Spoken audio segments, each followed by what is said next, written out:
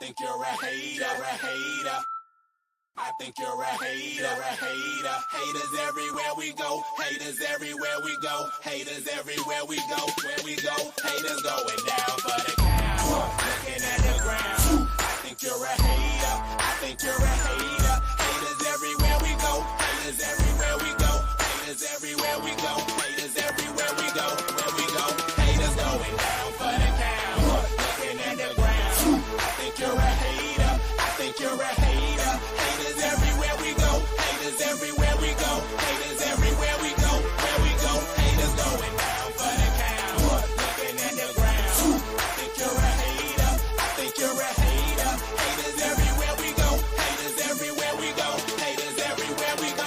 Where we go. And if you was instead of hating, you'd be ballin' too. I know you seen us fallin' too. All the rich niggas is all my crew. Fuck it, they can't touch us. If stuck up is what you call it. Cool.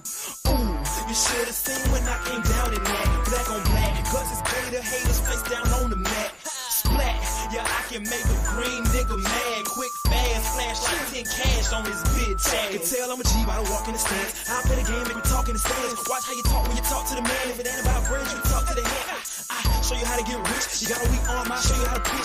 Made so play, I'll show you by the hit. And tell the police I don't know about shit. Hey, God, I'm fly, something like the air. Ain't that something when it's stunting, man? It's nothing like air. Homie, hold it right there.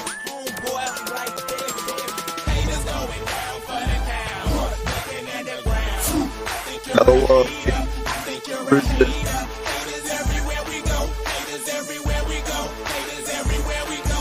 Where we go, haters going down for the count. Looking at the ground. I think you're a hater. I think you're a hater. Haters everywhere we go. Haters everywhere we go. Haters everywhere we go. Where we go. I got one in the back, I got one in the front. I make them do what I say. They tell me say what I want, I tell them. Get your money, girl, and just stop breathing. Cause if it ain't about that dough, it ain't about me neither. See a gangster like myself, I get that paper and women. Man, your woman probably out there with some paper to give me. Listen, you're looking at a real pimp, ask my old women. And they'll tell you no remote, I control women. I'm a whole load, put me in the game, woman. If he ain't paying, then he shouldn't be playing. I'm saying, broke dudes only make jokes funny. I make more than I can fit in this quote, honey. Unquote, come sun soak with me, man. Fly it down here and lay you up in my beach house. Haters going down for the count. Looking at the ground. I think you're a hater. I think you're a hater. Haters everywhere we go. Haters everywhere we go. Haters everywhere we go. Where we go, haters going down for the count. What's going on, people? What's going on? This your boy up in the building. It's your boy Upper Esla in the building. What's good with everybody? How y'all?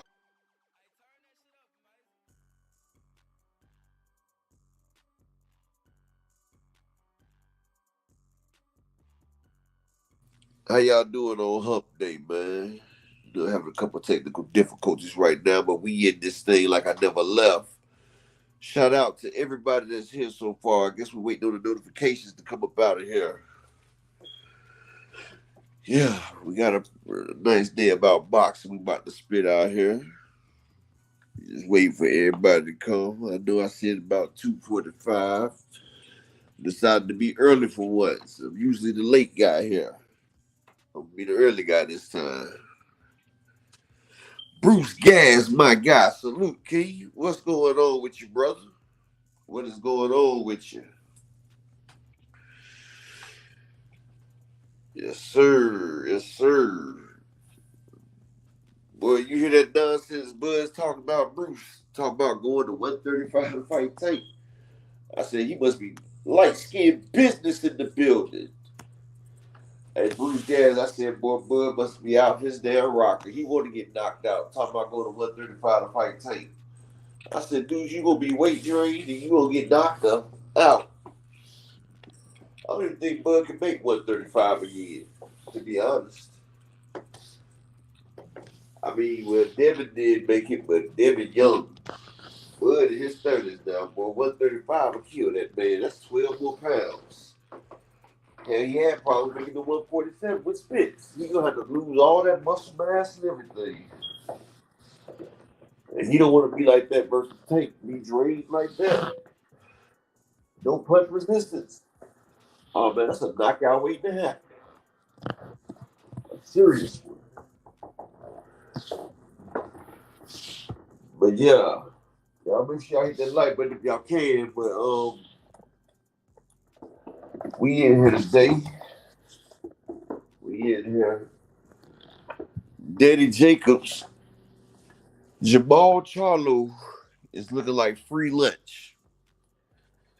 Ever since Caleb Plant done smacked Jamal Charlo, everybody wants some ball. Danny Jacobs, he had a chance to fight Jamal a while ago. Now he's trying to push for the fight. Now remember, Danny Jacobs, his last fight was at 168 against John Ryder, where he was robbed. Well, he ran out of gas and he was over there in England, so it was the home turf. Thomas Hill, salute, King, salute. Jay Screeve, salute, King, salute. We up in here today. I got the link right there. Anybody want to hop up here? We can get this party started. Y'all know how we like to do it. Thomas, you always welcome, brother. But yeah, it's a crazy day in boxing. Bud going to 135. Jamal Charlo, they thinking he free lunch. And see, right now, Jamal was the scary Charlo. Like, everybody was scared of that man right there because he was so technically sound and he was so disciplined. And he had that power. Chitlin Distributors, salute, Key. Nah, Jay Screeve, I ain't never thought about acting, but I know we used to have a record label, man. My cousin went to the feds behind it. Nicki Minaj used to be with us in North Carolina. She was signed to us. Then we gave her to Gucci, man. She was signed with Big Fendi and us. We was right here. So, I've been in a little bit of the industry, Jay Screeve. I had a little record deal, too. But my federal time messed it up. But, hey, it is what it is.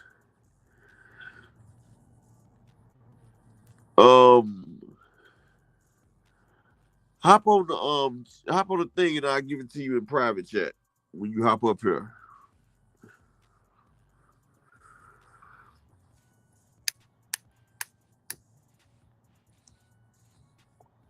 Like, it's a link, hit the link, and then you'll come up here and I'll put it in private chat for you, bro. Hey, Thomas here, you feel like getting up here today, good brother, or you just sitting back in the cut, relaxing it up?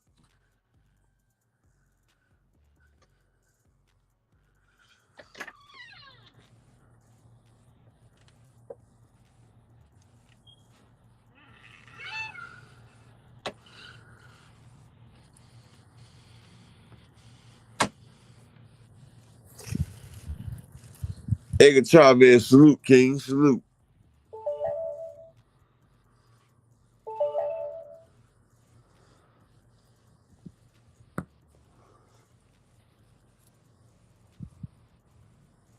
All right, let's let me put the link back down there.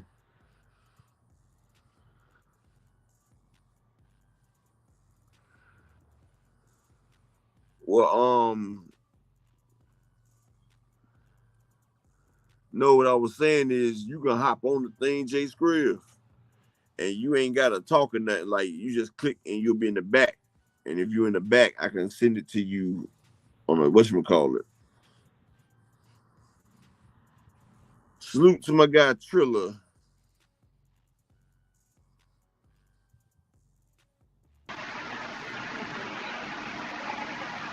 Hey Triller, that's you, Jay Screeve.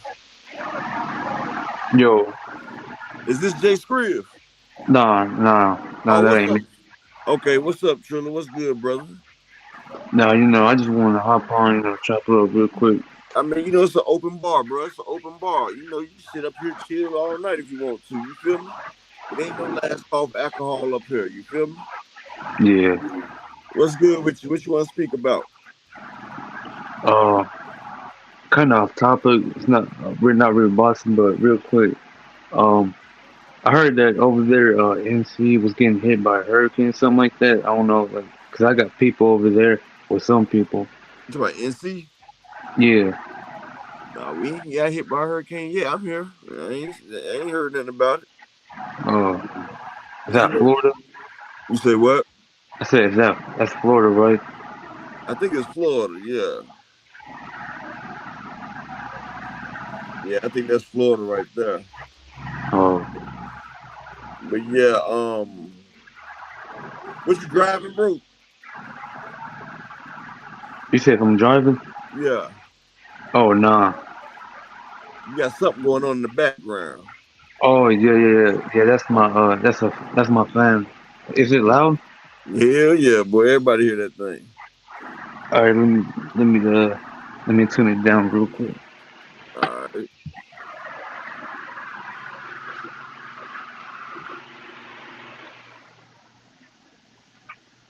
much better, much better. But yeah, well, what y'all think about that Shakur and Haney going on? So, Shakur Haney. Well, yeah, I mean, his dad. His dad said what it is. You know what I'm saying? Like I remember on the daggone they had that live stream where it was Shakur and Devin sitting there talking. yeah, And Bill Haney, and see that's why I be telling people, man, Bill Haney be getting caught in his lies too much. Because Shakur had brought that up in the live stream. And Bill was like, nah, that ain't happening. Remember? And he was like, man, my son will beat the fuck out of you. Remember Bill Haney told him that right there? yeah, And Shakur was like, your son ain't gonna do that to me. And he was like, you already know. You already said when it get hot that y'all was gonna move up. 2-6. Salute. Shalom. Shalom. All things. Shalom. And my boy Edgar chimed in Shalom. But yeah, he sat there and told him that. And Bill was talking about you lying. We ain't never had that. We ain't never had that conversation. But they did. They did have that conversation. And Shakur friend just dropped the conversation. So see, that uh, shows you that everything Bill be saying, he be lying about that shit though, man. Like, it's okay to keep it real, bro. It's okay if your son can't beat everybody. But see, but they feel like that they have to push some type of agenda. You know what I'm saying? Like, yeah, I respect you for boxing. I don't care if you get in the ring and you box, you box. Just like they said that they fighting at 135 versus Tank. Tank was wide open. Take the fight. But see, now Devin and Shakur talking about some street stuff. Like yeah, they got too much money to make me talking about some street stuff for real, for real. But Shakur talking crazy. I feel like, look, if y'all talking about doing each other in the street, why don't you go ahead and get in this square circle and y'all go ahead and get a bag for it? You feel me? Why talk about street? Get paid for it. I mean, that's what a smart person would do. I mean, yeah, it'd be a good fight. But I don't know, man. Bill be on some something crazy, man. Like they stalling out the Regis Prograis fight. And see, Regis, he messed up because he signed the daggone contract and now he's stuck. Jay Cooley, salute King. Daryl DeLuch, salute King. See, so he done signed that contract. So now they got a pause on him, so he can't really do nothing else right now because that's why you never sign that contract first.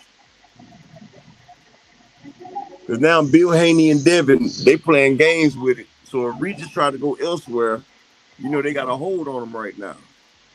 So now, mm, so now they got Regis on hold right now, while Devin played the damn numbers game where he try to see where he want to get in at. But see, Devin, he don't want to fight Regis Prograis. He don't. you don't think so? Uh-uh. See, everybody talking about Devin to beat Regis Prograis. Regis Prograis ain't no walk in the park, man. And the way Lomachenko got a piece of him, Regis is a better inside fighter than Loma. I'm gonna tell you that now. And Regis hits 10 times harder than Loma.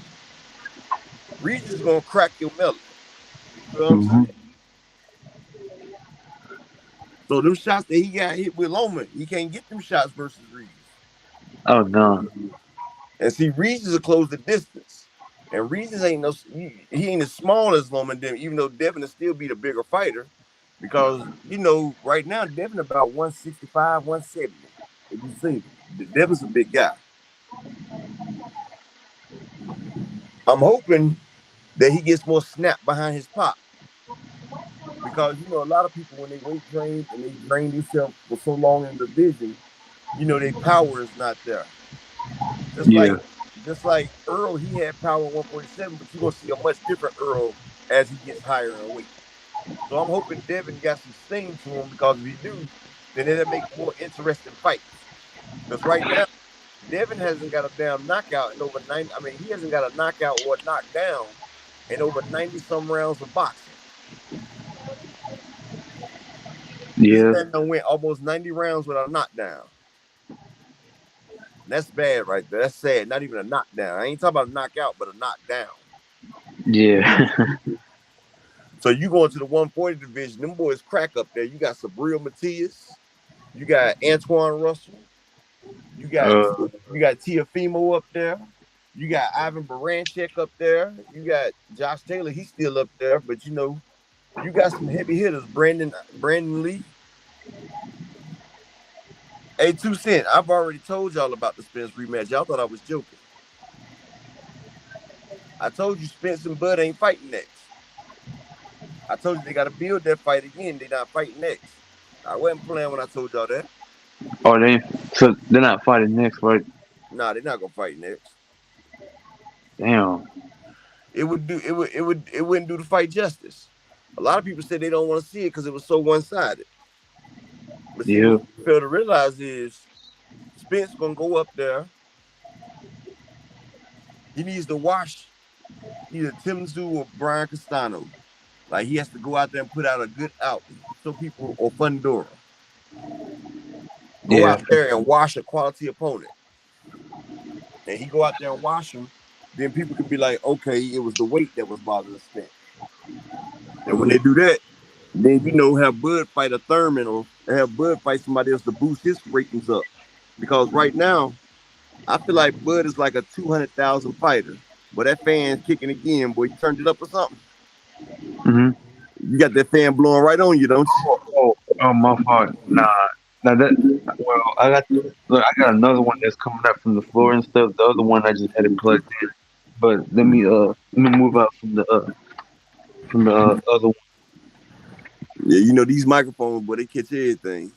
Is it much better now? Oh yeah, that's great. That's great right there. 2 Cent, you can hop up here and give your 2 cents, shorty. I always like you up here. But yeah, shout out to my guy, Chill Bill with the $5 cash app. He always look out. Even when I'm not online, salute Chill Bill. That's my guy. But yeah, so that's gonna be something serious. And then you got Bud talking about he wants to go down to 135 and fight Tank. Bud like a kid in the candy store right now. Yeah. See, Bud done got over here with Al Heyman. He done seen what that back end money look like. He seen what that money look like, man, and he mad that he done wasted his career. None of your business. Salute. I know we was chopping it up in MRRT. Hold on, I got you, None. You hold up 1 second.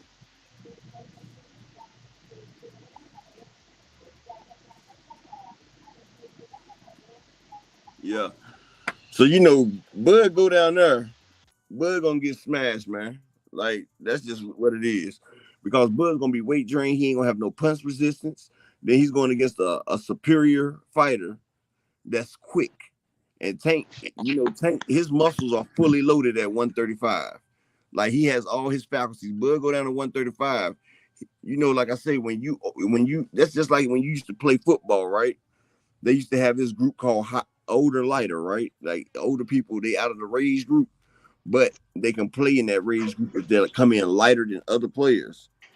And so you come in older, lighter, you coming in older but lighter, he's going to lose some of his power and some of his skills. And you can't get clipped by Tank at 135. Gamboa clipped him at 135. And Bud was killing himself to make the 135. So I think he was just talking right there. All things, yeah, he do need to fight Boots, but right now, Boots is dangerous because Boots can do everything Crawford can do, but a little bit better. Only thing Crawford got over Boots is experience.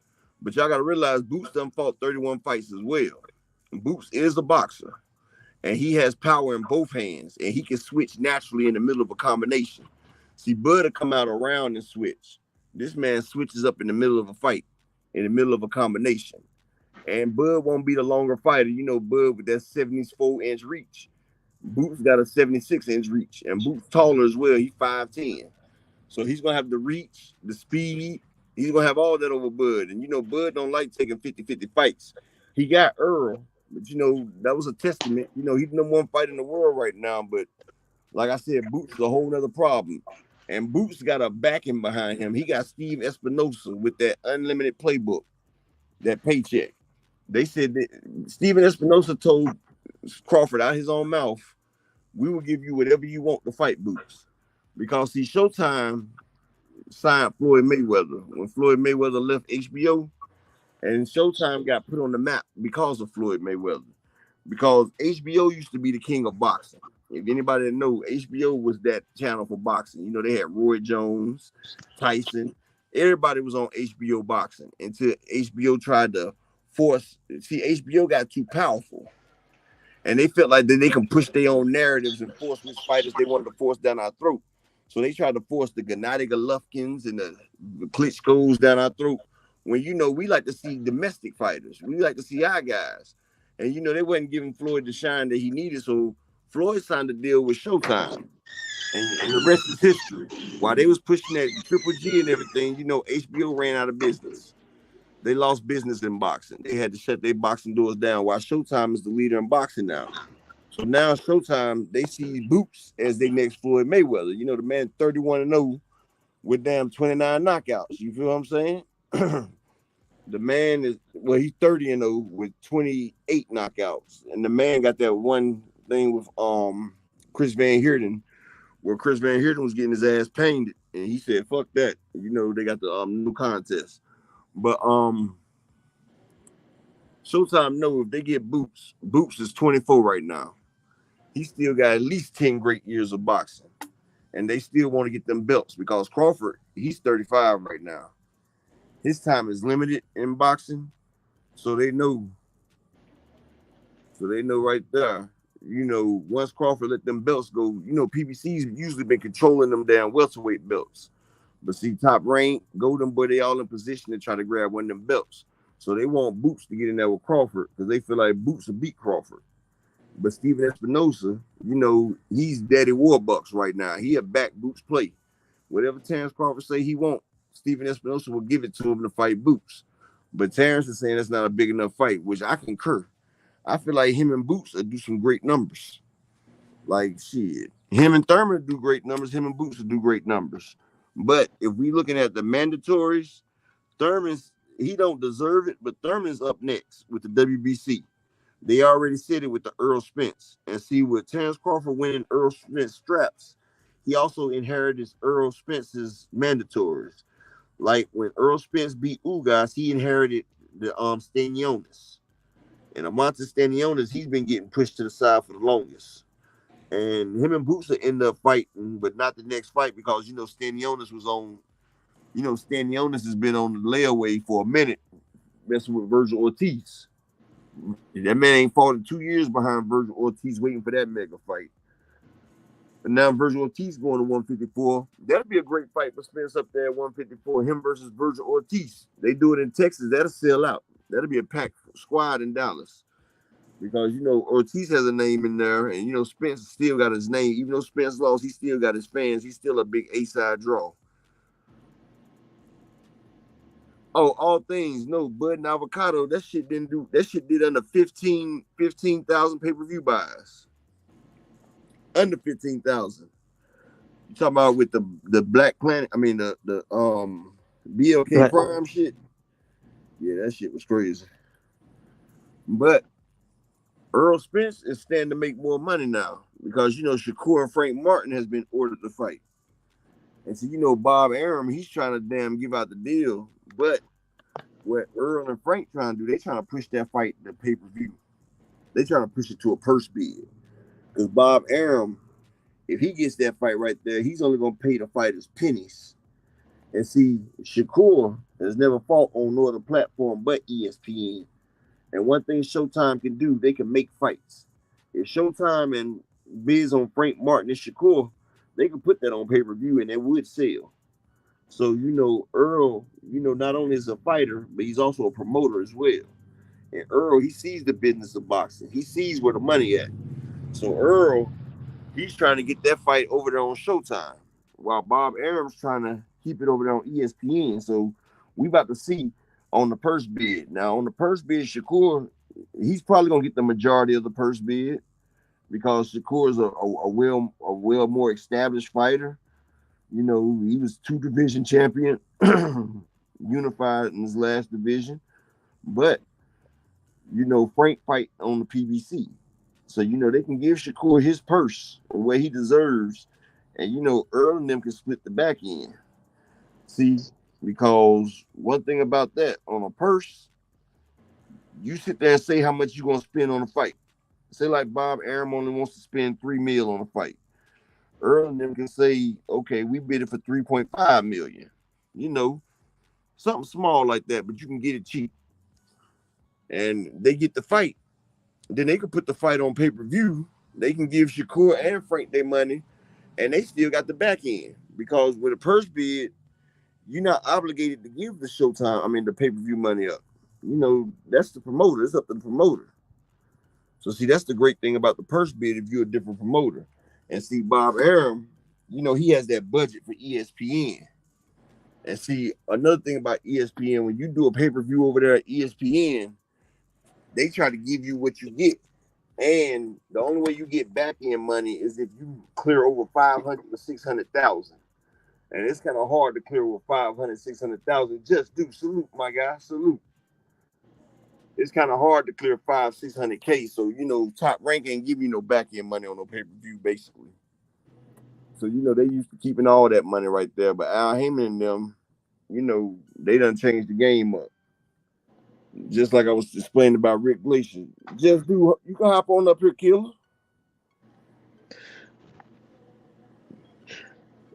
Hey, so when that Shakur and Frank Martin happened, who do you got in that fight? You got a 50-50? Who do you favor in that fight? I mean, I'm cool with Derek James in the man down count, but speaking logically, Shakur got a lot of experience and Shakur got timing. Frank got the speed over Shakur. He got the power over Shakur. But Shakur has the timing. He has the boxing IQ. Shakur has the knowledge. Shakur got the pedigree and the amateur background. You feel what I'm saying? Frank can give it a good go, but Shakur is a tall hill to climb, bro. Like, hey, Rachel Richardson, I've already told you that they wasn't about to do the rematch. Princess, I told you that they're not doing a rematch right now. I told you that rematch is going to happen the end of next year, the beginning of 2025. Come on up, baby boy. Yeah, my son just got off the bus. But yeah, I told y'all that rematch wasn't about to happen no time soon. Come on, Stank. Huh? Well, come on in and get you a bottle of water. It ain't hot. The sun ain't even up. But yeah, I told y'all that it wasn't going to be no rematch right now. I told y'all that. I told y'all that the rematch wasn't happening right now. They're going to build it up, and that's what they're going to do.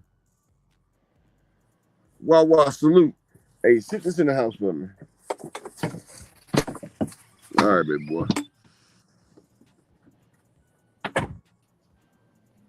Just do. Salute, King. Salute.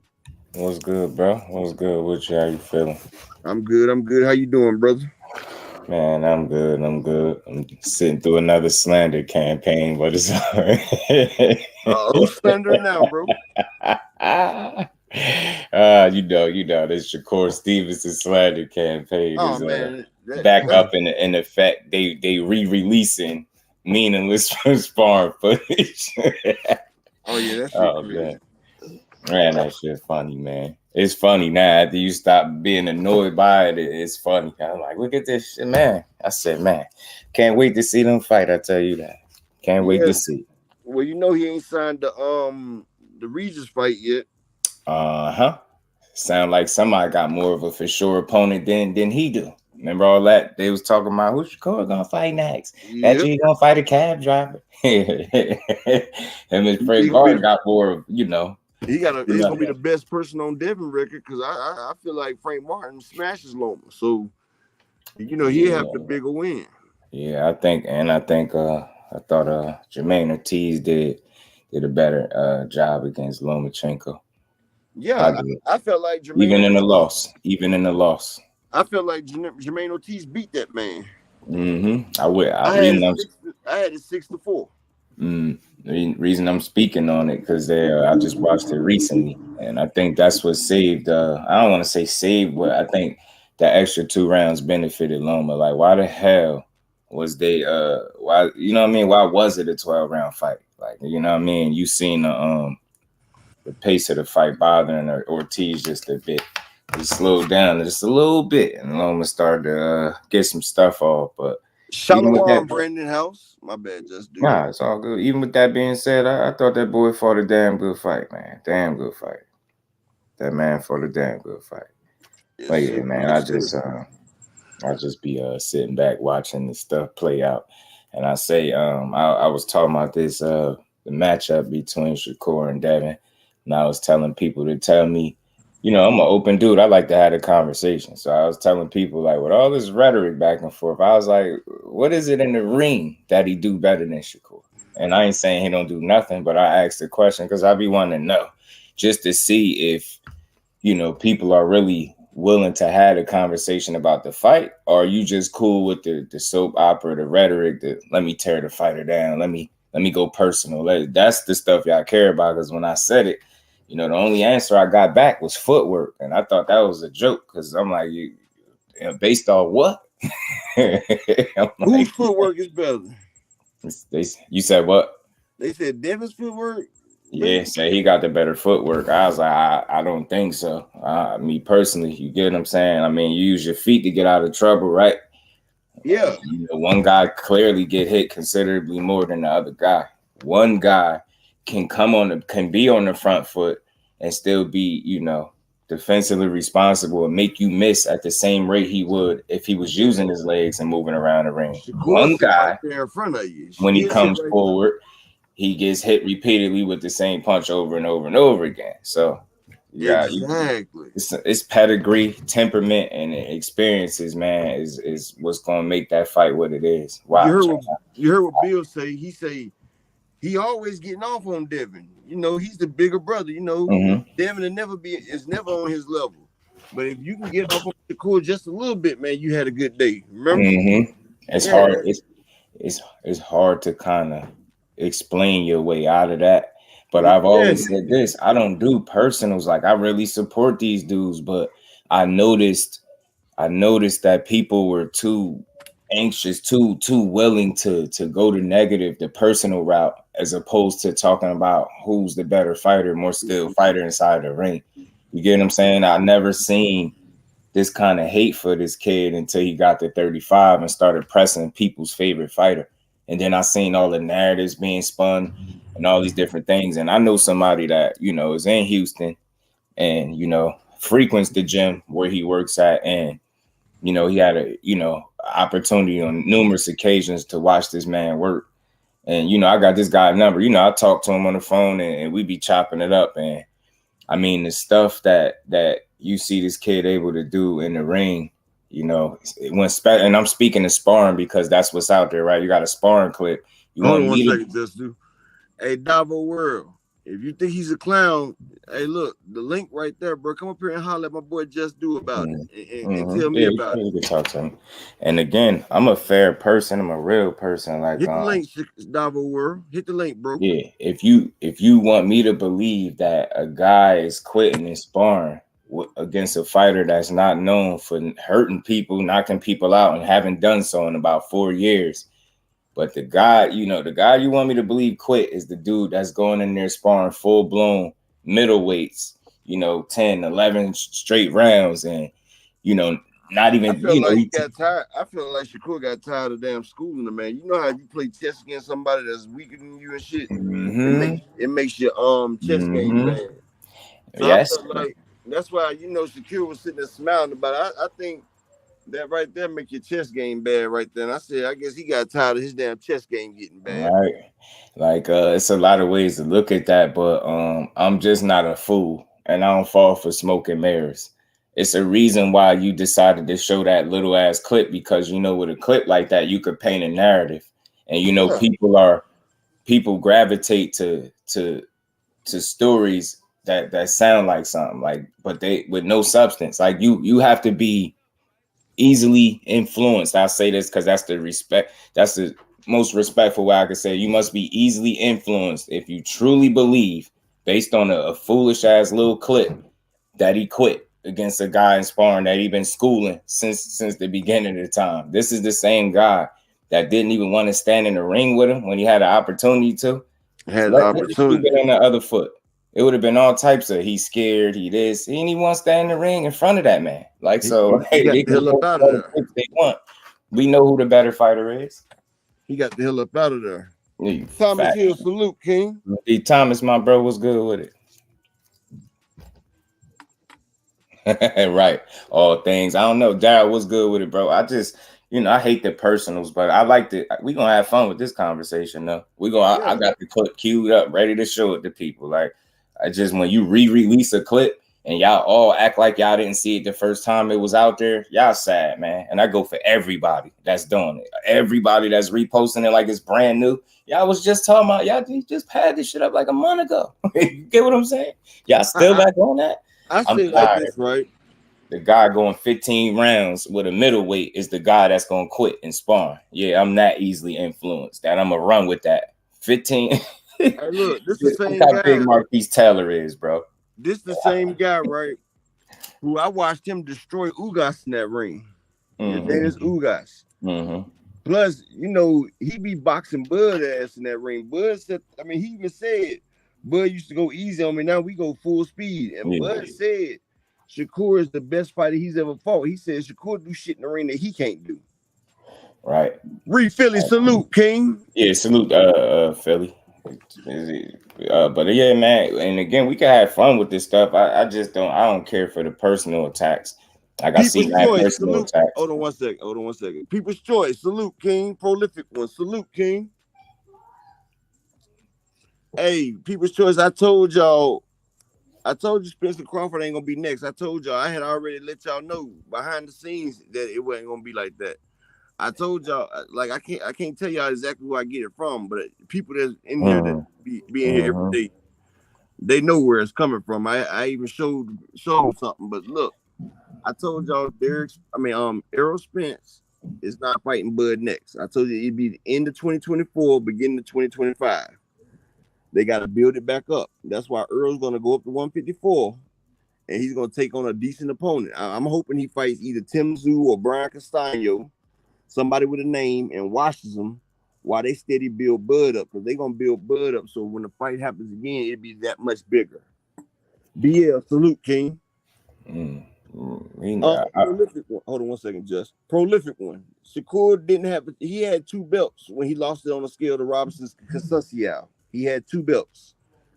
He didn't have a chance for the other 2 belts, but the man, your body grows out the weight division, bro. Like, Shakur said he sat in that damn hot tub for over 2 hours and not a drop of sweat came out. And just to go ahead, bro.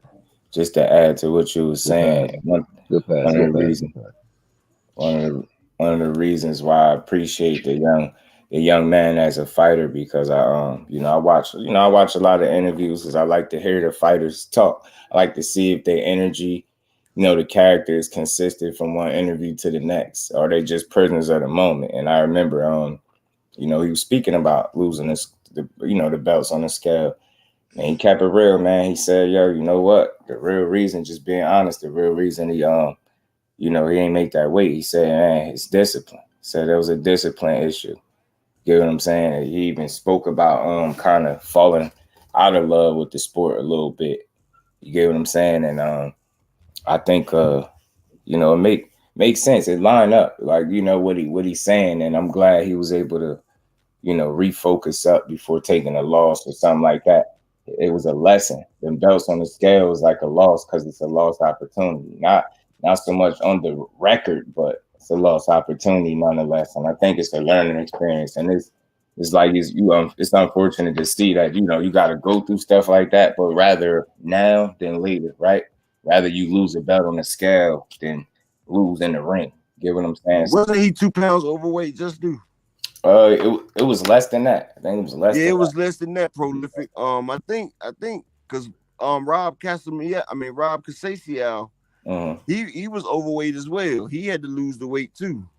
But Shakur, his body couldn't. He needed a nutritionist, but his body was growing out of that weight division anyway because he had stayed down at 127 too long. But he fought Robinson Casasial because he got a 90-10 or 94-6 split. Yeah, I was at that fight too. That was a big payday right there. And O'Shaq wasn't trying to he wasn't trying to take that offer. Yeah. Yeah, O'Shaq wanted more money, Davo. Yeah. BL salute. Yeah, they said he had a wife. Even that, like, I can joke about this stuff, right? Like the FBI stuff. Incel, one second. Incel, salute, King, salute. And that's my guy, Incel, man. He always looking out. Salute to you, Incel. Appreciate the cash out. He says Devin is the better fighter. Shakur did quit in sparring against Devin. Shakur did not always get the best. How do we know Devin is the better fighter? Yeah. We just can't say stuff. How do we know it? Hey, Davo, you say he ducked Gary Russell, call out at 126. Devin was supposed to fight Gary Russell too. Devin, they had a contract signed by Gary Russell. There was some different things going on. See, me, I don't get into that personal stuff with the boxers. I keep it 100 here. I just, he was 1.5. Thank you. Yeah, it was less than 2 pounds. Me, right. I don't look at their antics outside the ring because I'm gonna be honest.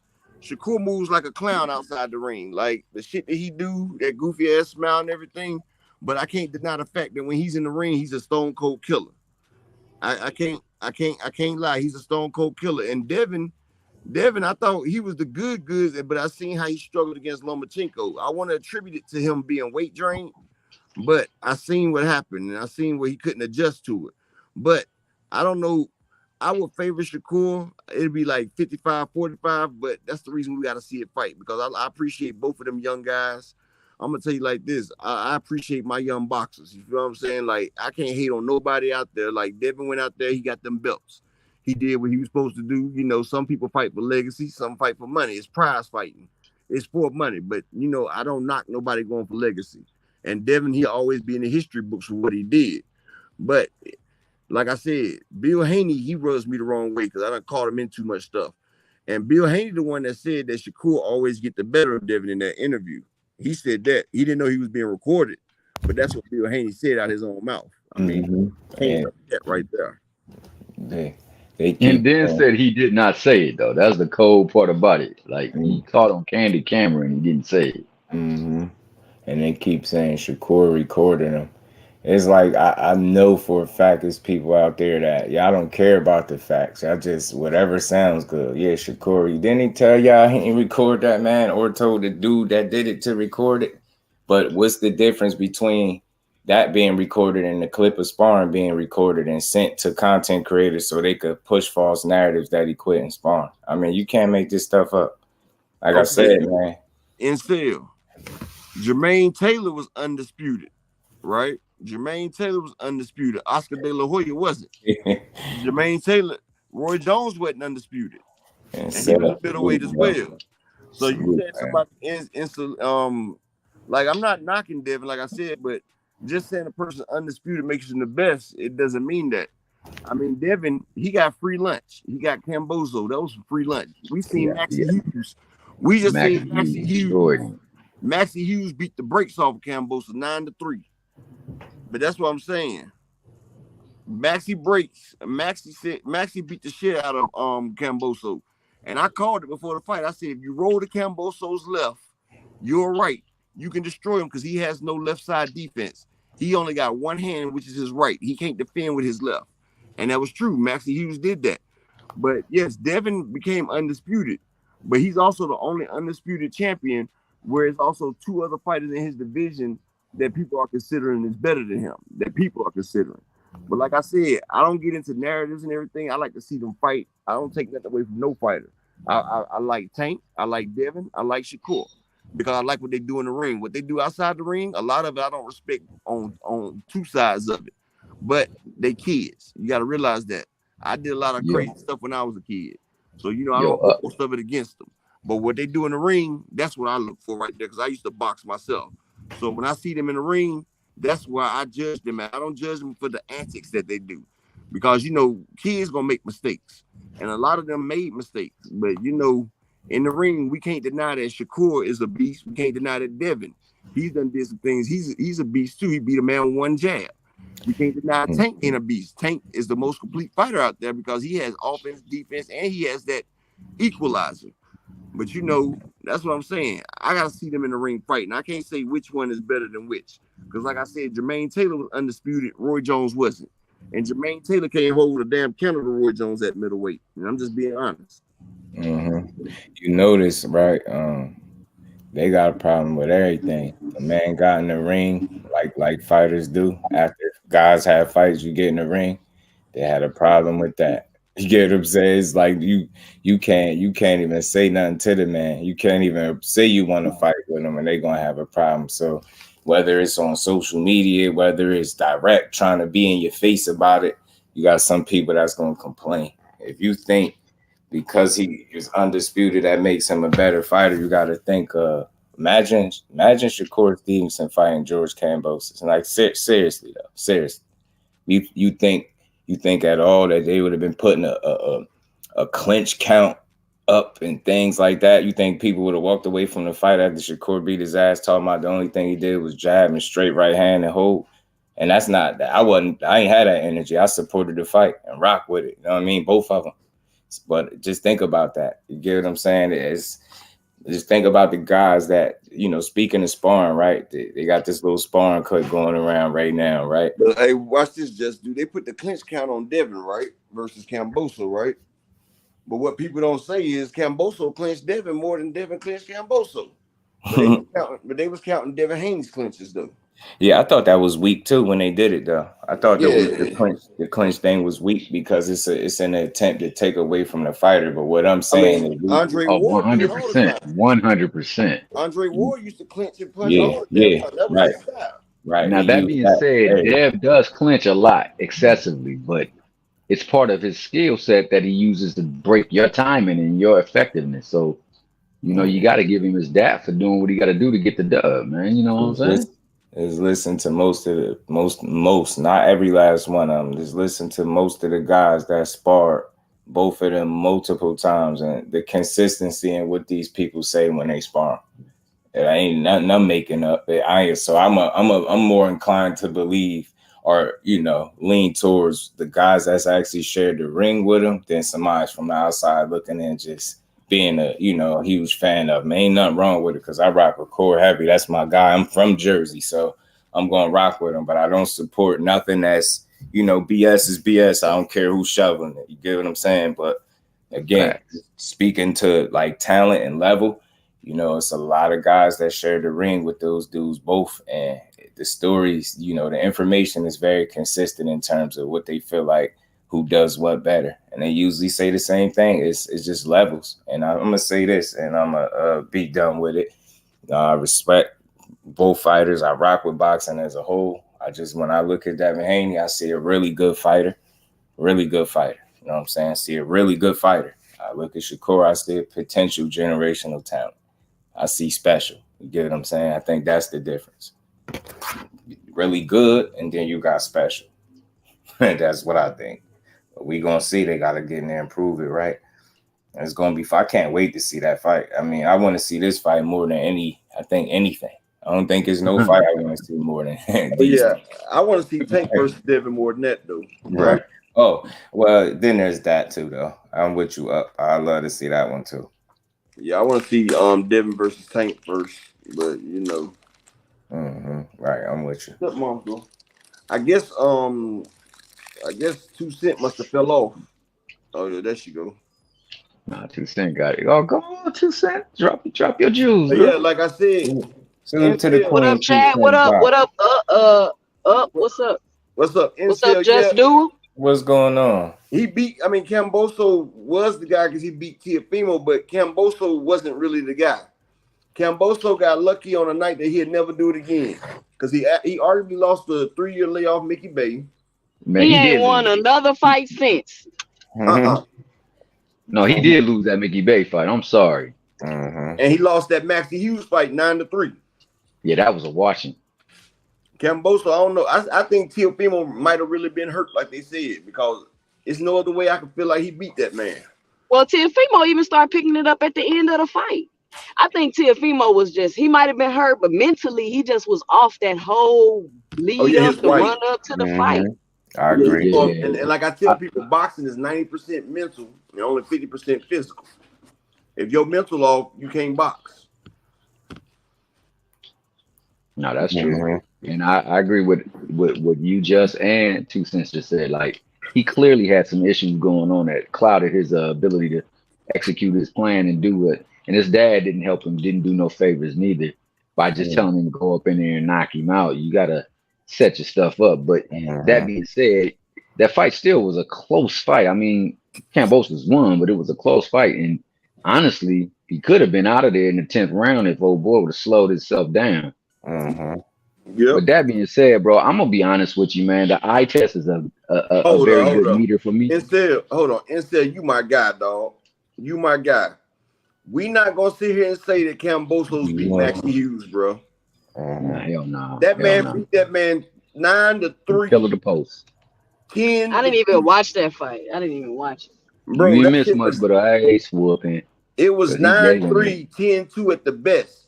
The only reason they stole Maxie Hughes' IBO belt because they wanted to make Loma versus Kambosos. Yep. Yeah, I think it's even deeper than that. You're a boxing fan, Incel. You're a fan of boxing.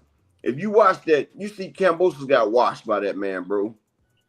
Let's be real now. Let's be real. Kambosos got washed.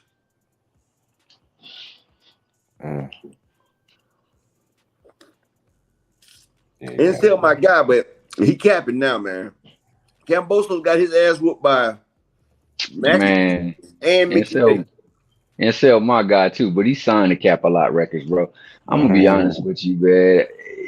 You know dang well. And the Loma fight was even closer than what they will say too. They say he won like 8 or 9 rounds. Haney did. Like what rounds? Haney won 7-5 on that Loma fight. I don't care what nobody say. I mean, I scored it. You can give him 7-5. Yeah, Haney won the first. Best he got was a draw. I think Haney won like 5 of the first 6 rounds. And he got another one in there, and he got the 12th round. But if Loma would have kept it going in the 12th round, he could have got the draw. But Loma even said himself that he took his foot off the gas. Loma had a chance to get a draw if he'd have got that 12th round, but Devin ended up getting it. That was the 7th round for Devin.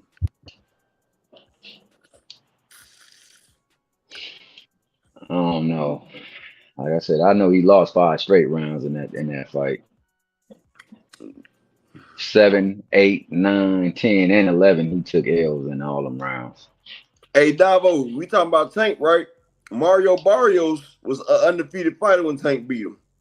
And he went up there and gave Keith Thurman a hard fight. And he's fighting for an interim championship against Ugas right now. After he just knocked the dude out. He was undefeated. Hector Garcia just beat Chris Colbert, who was supposed to be the #1 guy down there. You remember him and Shakur were supposed to meet up. Hector Garcia, undefeated Olympic fighter. Tank beat him. He beat Pedraza.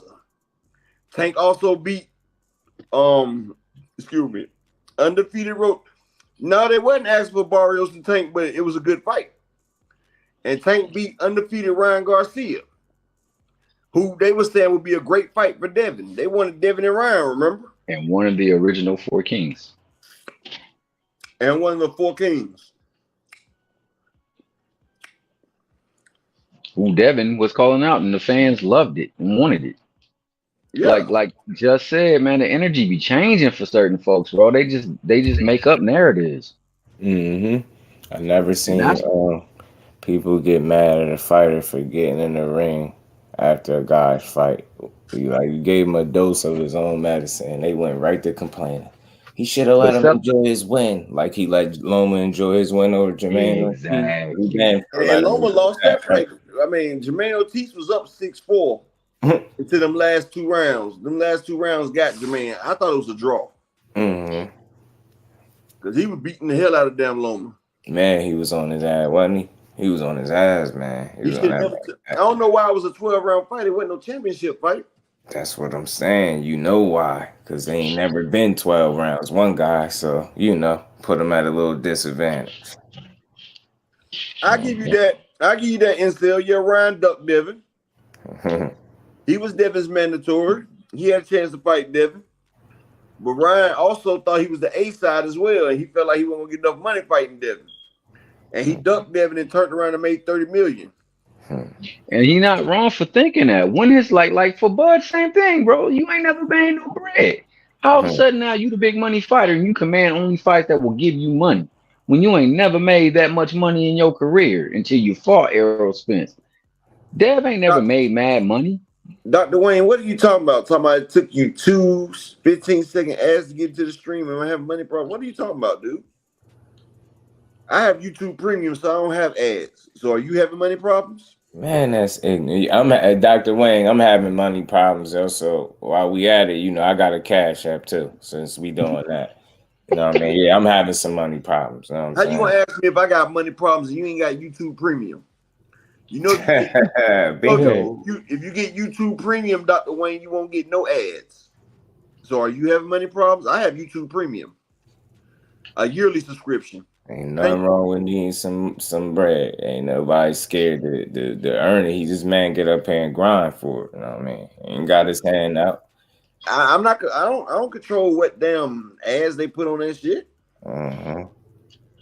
They don't get it, man. When you put in this kind of work as a content creator, them allowing you to monetize off your work. That's the blessing in the, and the work that you put in. So you don't feel you know what I mean? You don't feel bad about, earning money off of the work you're putting in. I don't. You know what I mean? We don't sit up there and just put out anything. We really, good boxing conversations, good insight, good information, good energy, all that good stuff, man. Yeah. No doubt. So when it comes to that, I trip off of that because, like you said, man, the eye test shows you one thing.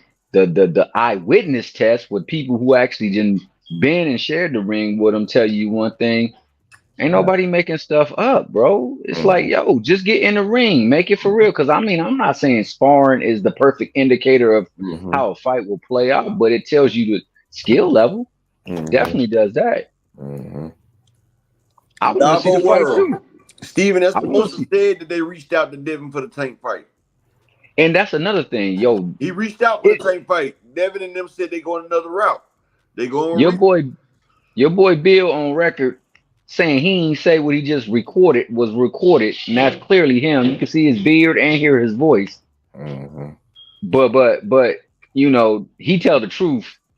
And Steven Espinosa, who's beholden to shareholders as a publicly traded corporation, he lying. Come on, man. Like it's like they say and do whatever, and these people don't even know they exist, bro. Like I'm a fan of boxing. I rock with Haney. I rock with Shakur.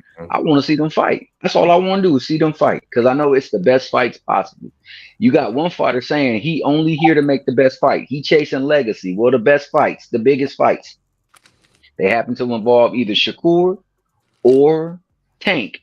at those two weight classes, they will be the big fights, undeniably.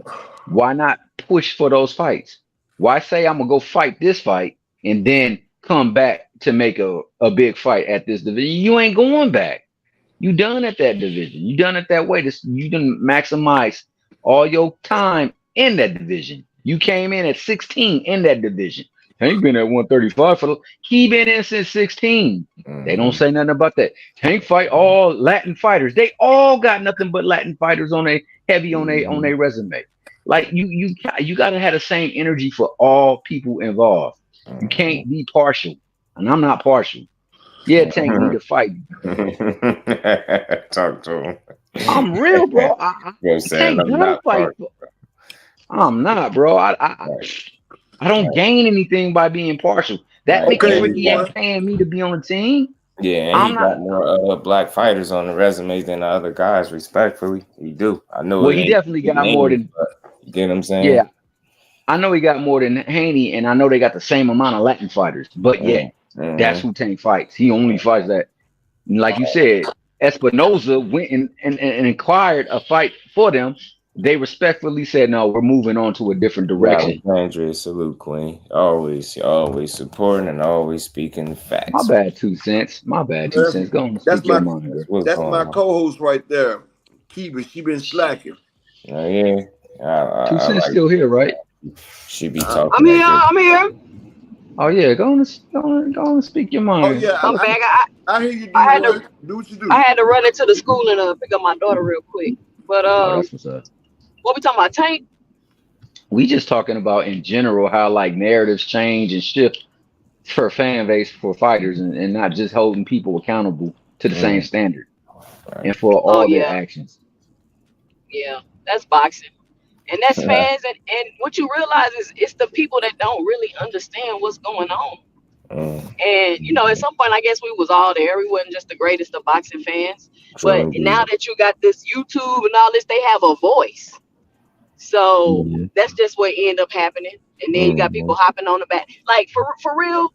All these people, Crawford talking about he want to fight. He ain't finna fight now one of them. He finna fight Keith Thurman. And Bomac already talking about, that's the fight they want. Why? You're going to go from fighting Earl Spence, the undisputed fight, to fighting Keith Thurman? And I don't know why they want to give Keith Thurman a shot at the title so bad. Like, what is Keith Thurman doing? Nothing but running his mouth. I told y'all Earl wasn't fighting next. I told y'all that the Keith Thurman fight will probably be on the horizon because it's the Bill Bud, a bigger name. Earl ain't ready to fight Bud right now. They trying to build the fight up. They don't want to go into the fight. They just did 650,000 buys, like I told y'all. Everybody was up here saying 1 million or 2 million buys. I told y'all it wouldn't do nowhere near that. I told y'all about 700, 750. I was wrong. It was 650. You was close. Yeah. Damn close. Yeah, I mean, if Crawford fight Thurman, he doing the same thing he been doing, in my opinion. No, but Thurman calling him out, for one. For two, Thurman did over 500,000 pay-per-view buys with Pacquiao, right? But I mean, I'm saying that's the point of you still not fighting a top fighter when they in they top. You know what I'm saying? He's the number one mandatory. He's the first mandatory. It's Thurman. I know. I'm saying on paper all that shit look good, but Thurman ain't fought in how long? I understand that, but still, Thurman has a name. It's a bigger fight, paper-wise. Because when Pacquiao fought Ugas, they barely did 300K. When he fought Thurman, they did over 500. So you know Thurman gonna bring you at least 200. He gonna bring you at least 200. So you put that with Bud, you got a great pay-per-view. You got a successful pay-per-view. And that builds Bud up because right now I think Bud's probably a 200 to 225,000 pay-per-view fighter right now that he beat Earl. You put him with Keith Thurman, he might become a 300K buy. Then when Earl go up there and watch either Castano or Tim Tszyu, and then go to 160 and watch Laura, or whoever wins that fight, then Earl will be vindicated and then show that it was just the weight that was slowing Earl down. Then we get that Terrence Crawford versus Earl Spence Part 2. That fight is that much bigger. It don't do 650,000. It does 800 to 1 million because Terrence done built his name. You remember, Terrence is coming off a 15K pay-per-view. He's coming off a 15,000 pay-per-view. That's why Showtime and Al Heyman, because Terrence Crawford's an Al Heyman fighter now. They're building Terrence Crawford's name, so when Spence and Crawford hit again, it's gonna be legendary, like like Fury and Wilder too. I don't think Crawford is gonna really just. I feel like the stardom for Crawford is being forced. I really don't see him having no big fan base like that. I know he just beat Earl, but was the notion that the fans will cross over to Crawford? Because where is these fans gonna come from all of a sudden? I mean, that's why they're giving him exposure so he can get it. That's why he's doing so much right now. He's getting exposure. You know, he is. You right about that too. They're going on a PR campaign for him, but I believe and that's with what Earl could have did, but Earl sat back. I agree with 2 Cents though. Like where the fans come, I mean, they didn't even buy the first fight, and they should have because the fight was billed for to be, you know, best on best, even though it didn't play out that way in the ring. And we know that you know, Crawford was phenomenal, and we don't know what was going on with Spence, but it still should have been more buys on that fight. That was a big fight. I was hyped for it. Yeah, the real boxing fans was, you feel me? But they trying to appeal Terrence Crawford to the casuals so they can have a bigger broad stream because, you know, Tank Around did 1.4. Shawala, peace and blessings, Shalom, princess. Wow. But I feel like right now, Charlo and Canelo are going to do the biggest numbers this year. They're going to do the biggest numbers. But I'm going to tell you like this. They got the best card, too, boy. They got Lubin versus Ramos. They got Elijah Garcia fighting. They got Mario Barter versus Ugas. Like, that's a hell of a fight card right there. True indeed.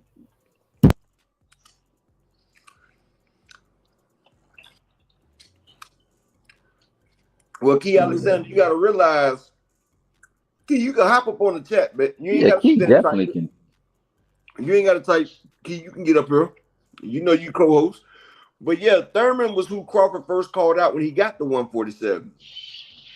Mike Biggs, salute King. When he first got to 147, Thurman told Bud he was too small. And he told Bud that he needs to get used to the weight. So Bud also said that he thought Thurman was the best welterweight. And you know, Bud and Thurman are the last of their class. Boots is a class below that. Big Shaq the guy, salute King. But yeah, so when Bud beats Thurman, then he closed the door on welterweight and he can move up out of there. Because then everybody from their era will be cleared out. John Kramer, salute King.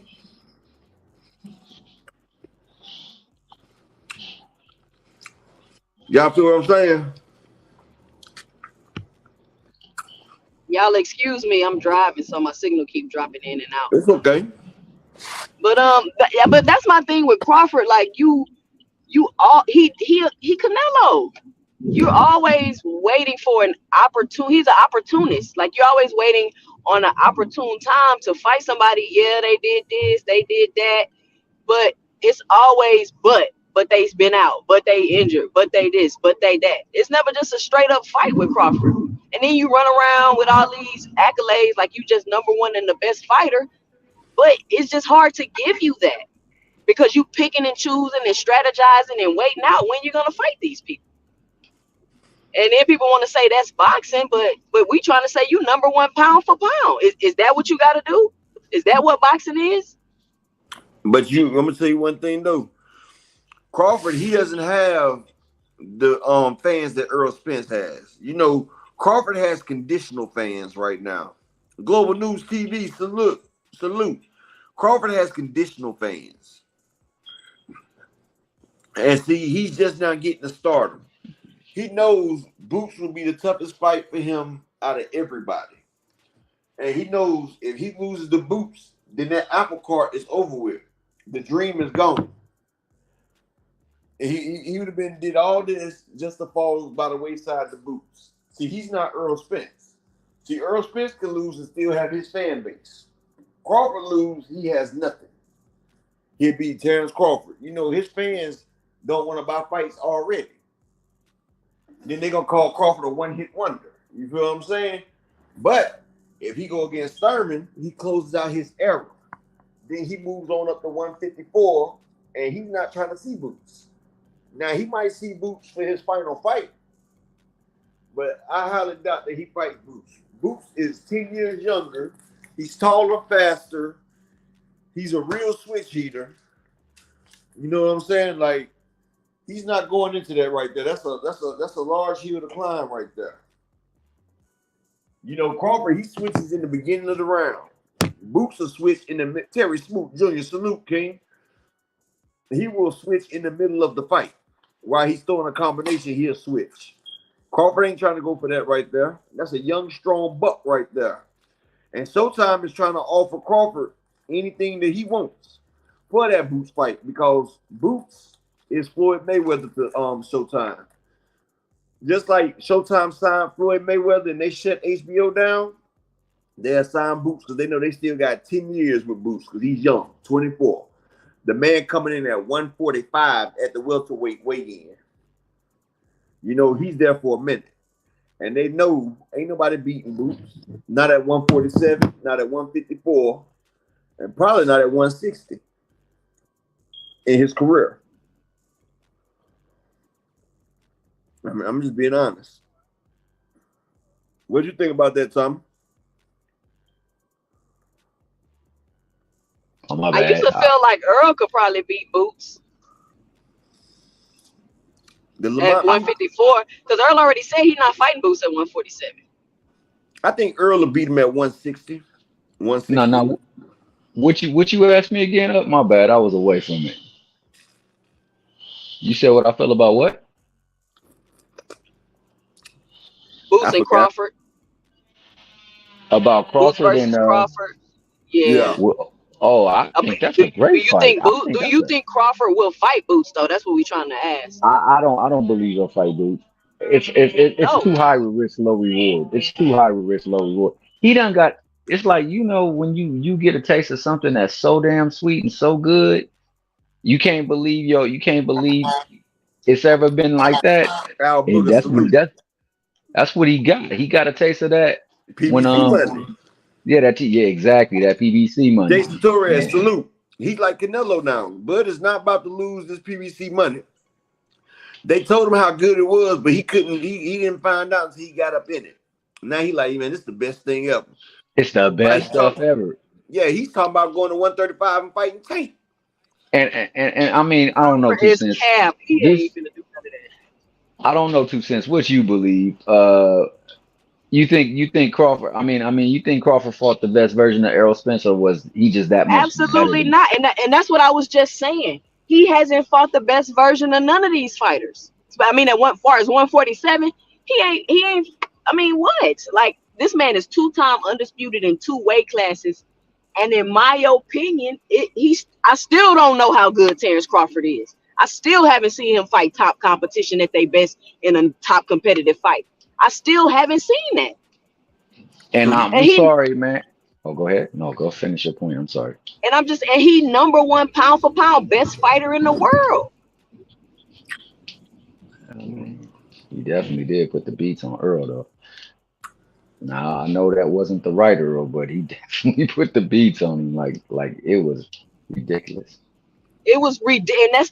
It was so ridiculous. It was too ridiculous. It was an Earl that fought one time in 3 years, and he couldn't spar because of his ribs, but he got in that ring, so he got what came to it.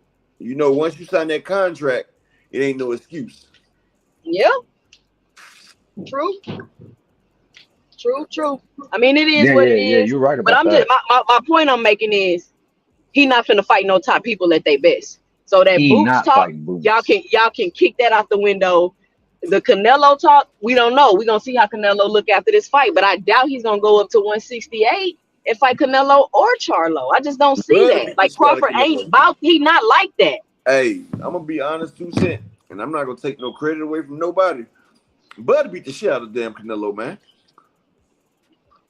Bud will beat. So if that's the case, Charlo should beat the shit out of Canelo. And he will. Just like Earl Spence would have beat the shit out of damn Canelo.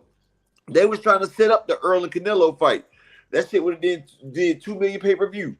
But Charlo's gonna beat the shit out of Canelo. Earl was gonna beat the shit out of Canelo. Because they said Earl was the better fighter than Charlo at one point. But Yep. Bud will beat the dog shit out of Canelo. Bud is faster.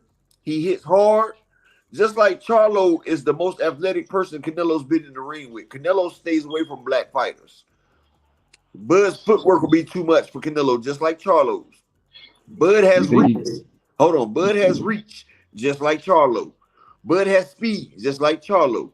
Bud has a terrific jab now, just like Charlo. I don't know about Bud's stamina, but Charlo has stamina. He's going to outwork Canelo, and Bud will do the same. Bud will make Canelo look stupid. Canelo has 3 to 5 good rounds, and he can't move his legs because his legs is messed up, so he doesn't have good footwork. He's slow. He used to have a good upper body movement, but in the last 4 fights, we've seen him get pepper sprayed with them punches. Now, the best fight for Bud would be Charlo, not Canelo. Canelo is a shell of himself, man. He done started being an alcoholic, and he don't take boxing seriously no more. He just want to get his payday and get the hell up out of here. And Key Alexander, I added you to the stream, boo. Where you at? Can you hear me? Yeah, I hear you. Okay. For some odd reason, it kept saying that I was still in the bag. Salute to the chat and everyone. I hear you guys cooking. And shout out to the panel, and the chat. I'm sorry. To stay on topic with this, because I find it very interesting that he wants to fight Thurman now instead of Boots. If that was to happen, I have a lot of fight respect. pay-per-view. Yes, if that was to happen, I have a lot of respect for Bud, but I will kind of classify that as a duck. Well, you gotta look at it like this. Thurman is the first mandatory. He was Earl's first Did mandatory. they announce that though? They've already announced because the bodies still have to rule on that. Yeah, they already announced the WBC would be the first mandatory. Remember? Also, he is the one. Okay, I didn't know. You know, Bud gonna fight a mandatory. He gonna fight a mandatory. Mm-hmm. Well, I just feel I'm still kind of disappointed because I wanted to see how that would go. But remember, about a month ago, I came on here and I said I made before or after the fight had happened. I said Bud is going to have what we're going to look at moving forward is optics versus perception. The perception was Devin Haney was going to walk through Loma, but the optics showed different. And I said with Bud, in comparison, he walked through EJ, he walked through my boy, but at the same time, now we have to see how it's going to be perceived moving forward, who he's going to fight. He's going to be under a very big magnifying glass. And I think we're seeing that now with the interviews that he's doing, the opponents that he's looking to face. I thought it was kind of interesting, the comments that he made towards Boots. But again, do we want to see the optics is Bud will walk through Boots, but the perception I think would be totally different because that's a young whippersnapper. You know what I'm saying? That can give Bud a go. So I think he wants to keep it as some folks that will not have him looking bad. He wants to continue to keep that momentum, carry on that momentum to whoever he's going to face, whether it's Canelo, Charlo, or Errol Spence. Hold on, let me drop this. That's what's going on, huh? Oh, yeah, I'm about to drop this link. But, yeah, I feel what you're saying, Key. But Key, this is the thing, though. It's the thing that, Bud is under a microscope now, but we've been watching Bud, and he been doing this. This is what he does. He talks about all these other fighters and boom, fight somebody else. He does it all the time. But it's like now, since you're number one pound for pound, people are expecting him to step up, take the challenge, fight the tough fights, fight Boots, do this, but do Keith that. Thurman is not no soft touch, though, man. Exactly. Keith Thurman is still one time now. He only got one loss, and that was the Pacquiao that was on juice. Yeah, that fight won't play out that way. Keith Thurman hasn't fought in 2 years, though. That's what I was about to say. The same can be said about Earl. We thought Earl was going to bring his A game. He was out the ring too long, and whatever happened in camp, whatever is what happened. But it's still a disadvantage for Thurman fighting a fresh Bud, and Thurman ain't been in the ring. I can't go off of that. The optics was not going to look right. No, I don't think Thurman beats. I think Thurman gets beat up pretty bad by Bud or any of the top guys, because I thought Thurman was the man. Like when he was active, he was really a top fighter. and he was in top fights, he could edge it out and bring it back. But yeah, he'll win 6 quick rounds. Yeah, but like I just can't see Thurman now because I actually did pick Pacquiao to beat Thurman. I just thought that he was overlooking Pacquiao, so I picked him to beat Thurman when it happened. But I just don't see Thurman beating any of the top guys now. I just think he's there for a check. I'll tell you the perfect fight to see now. Barrios got on his ass. Remember? Exactly. The perfect fight will be Thurman and Adrian Broner. That will probably be the perfect fight right now to make. Not Adrian. Hey, no, Thurman versus Ugas. I don't think AB a welterweight right now. Nah, Adrian ain't welterweight, but Thurman versus Ugas, they were supposed to have that fight, and I was picking Ugas to win against Thurman, but because I feel like Ugas is an underrated fighter. Ugas is a beast because he stopped Ray Robinson. He gave Omar Figueroa his first loss. He arguably beat Sean Porter. Yeah, that was a good fight. Yeah, and then he stopped Pacquiao, but Keith Thurman they pulled Keith Thurman out that fight. So Ugas is fighting Mario Barrios now. So, so they can get Thurman versus Bud. And I still feel like, Thurman's always in the gym. And, if you spar, you can get your training. Earl, before this fight right here, Earl used to be out long layoffs, but he would get that good sparring.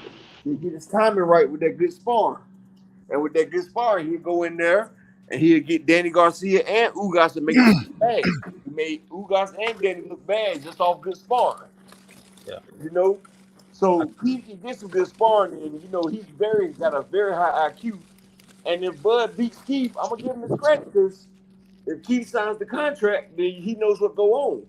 And like I said, Bud ain't no slouch, man. You got to give him credit. Even though Earl went to this, Earl signed the contract, and he made Earl look like Earl wasn't even fighting before, man. Right? You think he gonna fight Thurman though? I mean, that's the fight to build. I mean, look, Thurman and Pacquiao did 500K pay-per-view buys. But that was Pacquiao and Ugas barely made 300K. You feel what I'm saying?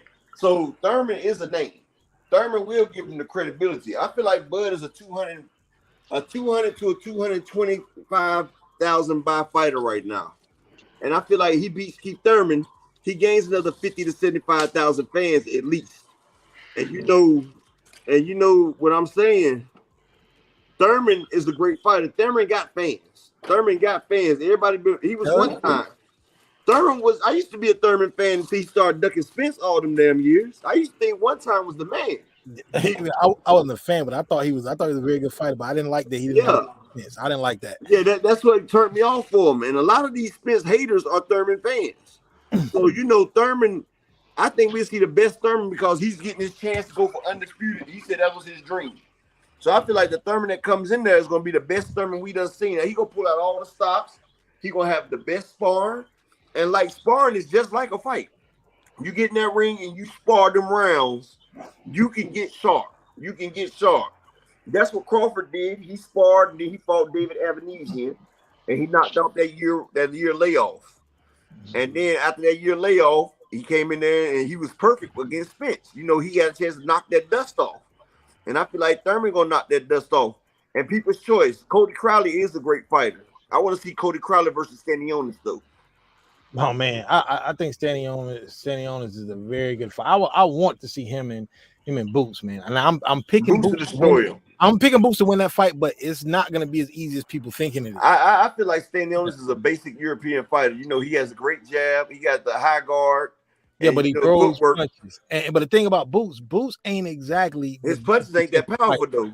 I mean, his punches ain't that powerful. He has decent power. But if you look at him versus I'm picking Boots to win. I'm just saying Boots. No, I'm talking about, you remember Stanionis versus what's your boy Raza Boothev? Yeah.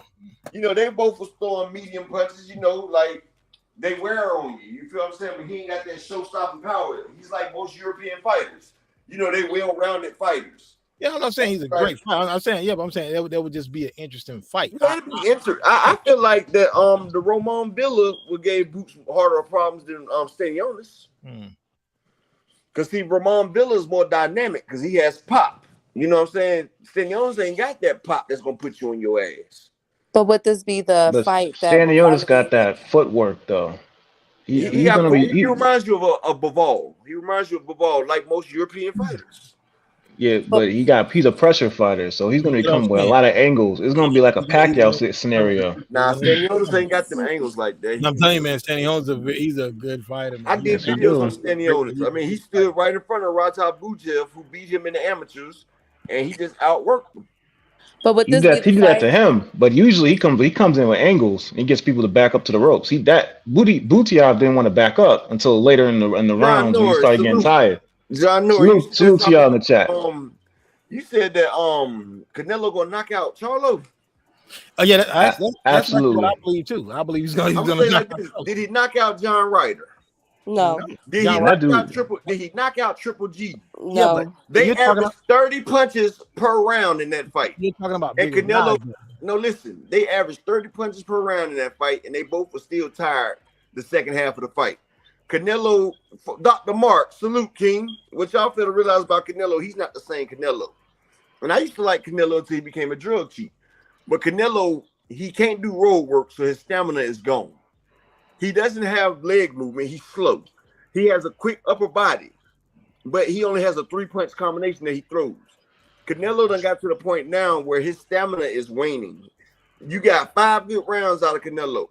Canelo wasn't able. Canelo, yeah, you got 5 rounds. Look at Caleb Plant. Caleb Plant was boxing him, and Canelo got tired, but he got a second win and caught Caleb at the end. But Bivol beat him 12 rounds. Look at but here's what you're missing, dog. Bivol is way bigger than Charlo. Okay, no. Charlo has a longer reach than Bivol for one. No, Bivol's a 175-pound fighter. He probably Bivol has a 73. And he was hurting Canelo. 73-inch reach. Charlo has a 74-inch reach. But these are not height classes; these are weight classes. I'm about to explain it. Charlo also has bigger dimensions than Canelo. Y'all got to realize Canelo is really a 160-pound fighter. He's really got the shape of a 165-pound fighter, a 160-pound fighter. That extra weight is killing Canelo and his stamina. That's what's doing it to him. Canelo ain't got the body to be that high. But he hits like a cruiserweight. That's why he's not fighting true 168-pounders like Morrell and Benavidez. But Jermell Charlo has the speed advantage. He has the stamina advantage. Jermell Charlo has a chin. Jermell Charlo has a prolific jab. He can counter. He punches hard with both hands. Canelo has never been in the ring with somebody half the skill to Jermell. And Jermell's coming in at 162, 163. Okay, here's the thing you're missing, my dog. You're making the same mistake with the Spence fight. You're thinking about all offense. Charlo's defense is suspect. No. That's the problem. No, Charlo has great defense. No, he doesn't. He gets hit all the time. He has terrible defense. Okay, each fight. And let me cook for a second. I'm gonna land. Like, here's the thing. Like, I like Charlo. He got a lot of heart. I like his mentality, but he has no defense. He gets hit too much when he goes to the ropes because he can't engage the distance well. Did he touch Roach last fight? He goes to the ropes a lot. That's a pet peeve of his. He touched Roach last fight versus Castano. You went to the ropes? Yeah. He didn't touch the ropes not once versus Castano. We went to the ropes a couple times. Not the last fight. He didn't touch it not once. He did. He did. He went less to the ropes when Castano started getting tired, when the body shots started coming in. But let me cook for a second. Here's the thing, though. On top of that, you're getting hit by Canelo, who hits way harder than what people think. He hits really hard. John Ryder and Triple G have supreme chins. Now, I don't think Charlo's chin's on the level of a Triple G. So if he hits him clean, that's gonna take a while to tank. Charlo used to get hit by Spence at 170. Spence ain't a hitter like that. Spence does not hit harder than Triple G. Do you know? Not even close. No way, bro. They said Spence is one of the hardest hitters out there. They have heavyweights and light heavyweights have to wear rear protectors fighting against Spence when he's at 170. My question to you though, who would you rather? But here's the thing: Spence got to load up to do that. Canelo ain't got to load up to hurt you. Bro. Canelo don't load up in any of his shots, and Charlo. The problem with Charlo is he loads up in all his shots, and Canelo's gonna see them coming, and he's gonna catch them clean. This is what I'm saying. This is what when people don't see people boxing in the gym. Spence, when he's 170, before he gets down to 147, he has tremendous power. When he crunches down to 147, it drains your power. That's why they said you won't see the best Spence till you see him around 160. Spence has remarkable power. That's why light heavyweights and heavyweights, you can go. I got the videos up there. They admit they have to wear rear protectors because Spence breaks shit every time he hits people up there, bro. The man has kick, a mule kick, and he likes to take it to your body. But what I was gonna say is Charlo has power, and Charlo has a chin on it. And look, Canelo, bro, I don't take nothing away from Canelo, but Canelo, one thing we've never seen somebody do is attack Canelo's body. Charlo is a vicious body snatcher, and in the last fight versus Castaño, Charlo's defense was impeccable. Yes, you got to realize Charlo came over there to Derrick James, and each fight he evolves. His first fight against Tony Harrison, he looked like shit. The second fight, he evolved, and he didn't make the same mistakes in the second fight. First fight versus Castaño, he didn't do good, but each fight he's getting better, and he's never repeating the same mistakes. Brian Castano is a more high-volume fighter than Canelo, and Brian Castano has some snap on his punches. Brian Castano has footwork. He's fast. Canelo is none of the things that Brian Castano is. Canelo has 3 punches to work for, and I'm going to tell you like this. We've seen Bivol keep Canelo at bay with a jab. Charlo has that same jab, plus he has power on both hands, and he can set traps. Okay, one thing. Here's the thing, though. Charlo don't have the hands. I'm gonna let you cook next. I'm gonna cook you next. Let me just get this off. Charlo don't have the hand speed. We're gonna have a bet. What you want to bet on it? Bro, we can do whatever, bro.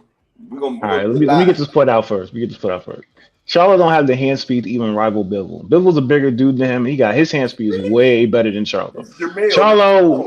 Charlo wings. He don't throw straight punches. That's a problem for if you're gonna be Canelo, you gotta throw straight punches. He don't throw straight punches. That's one.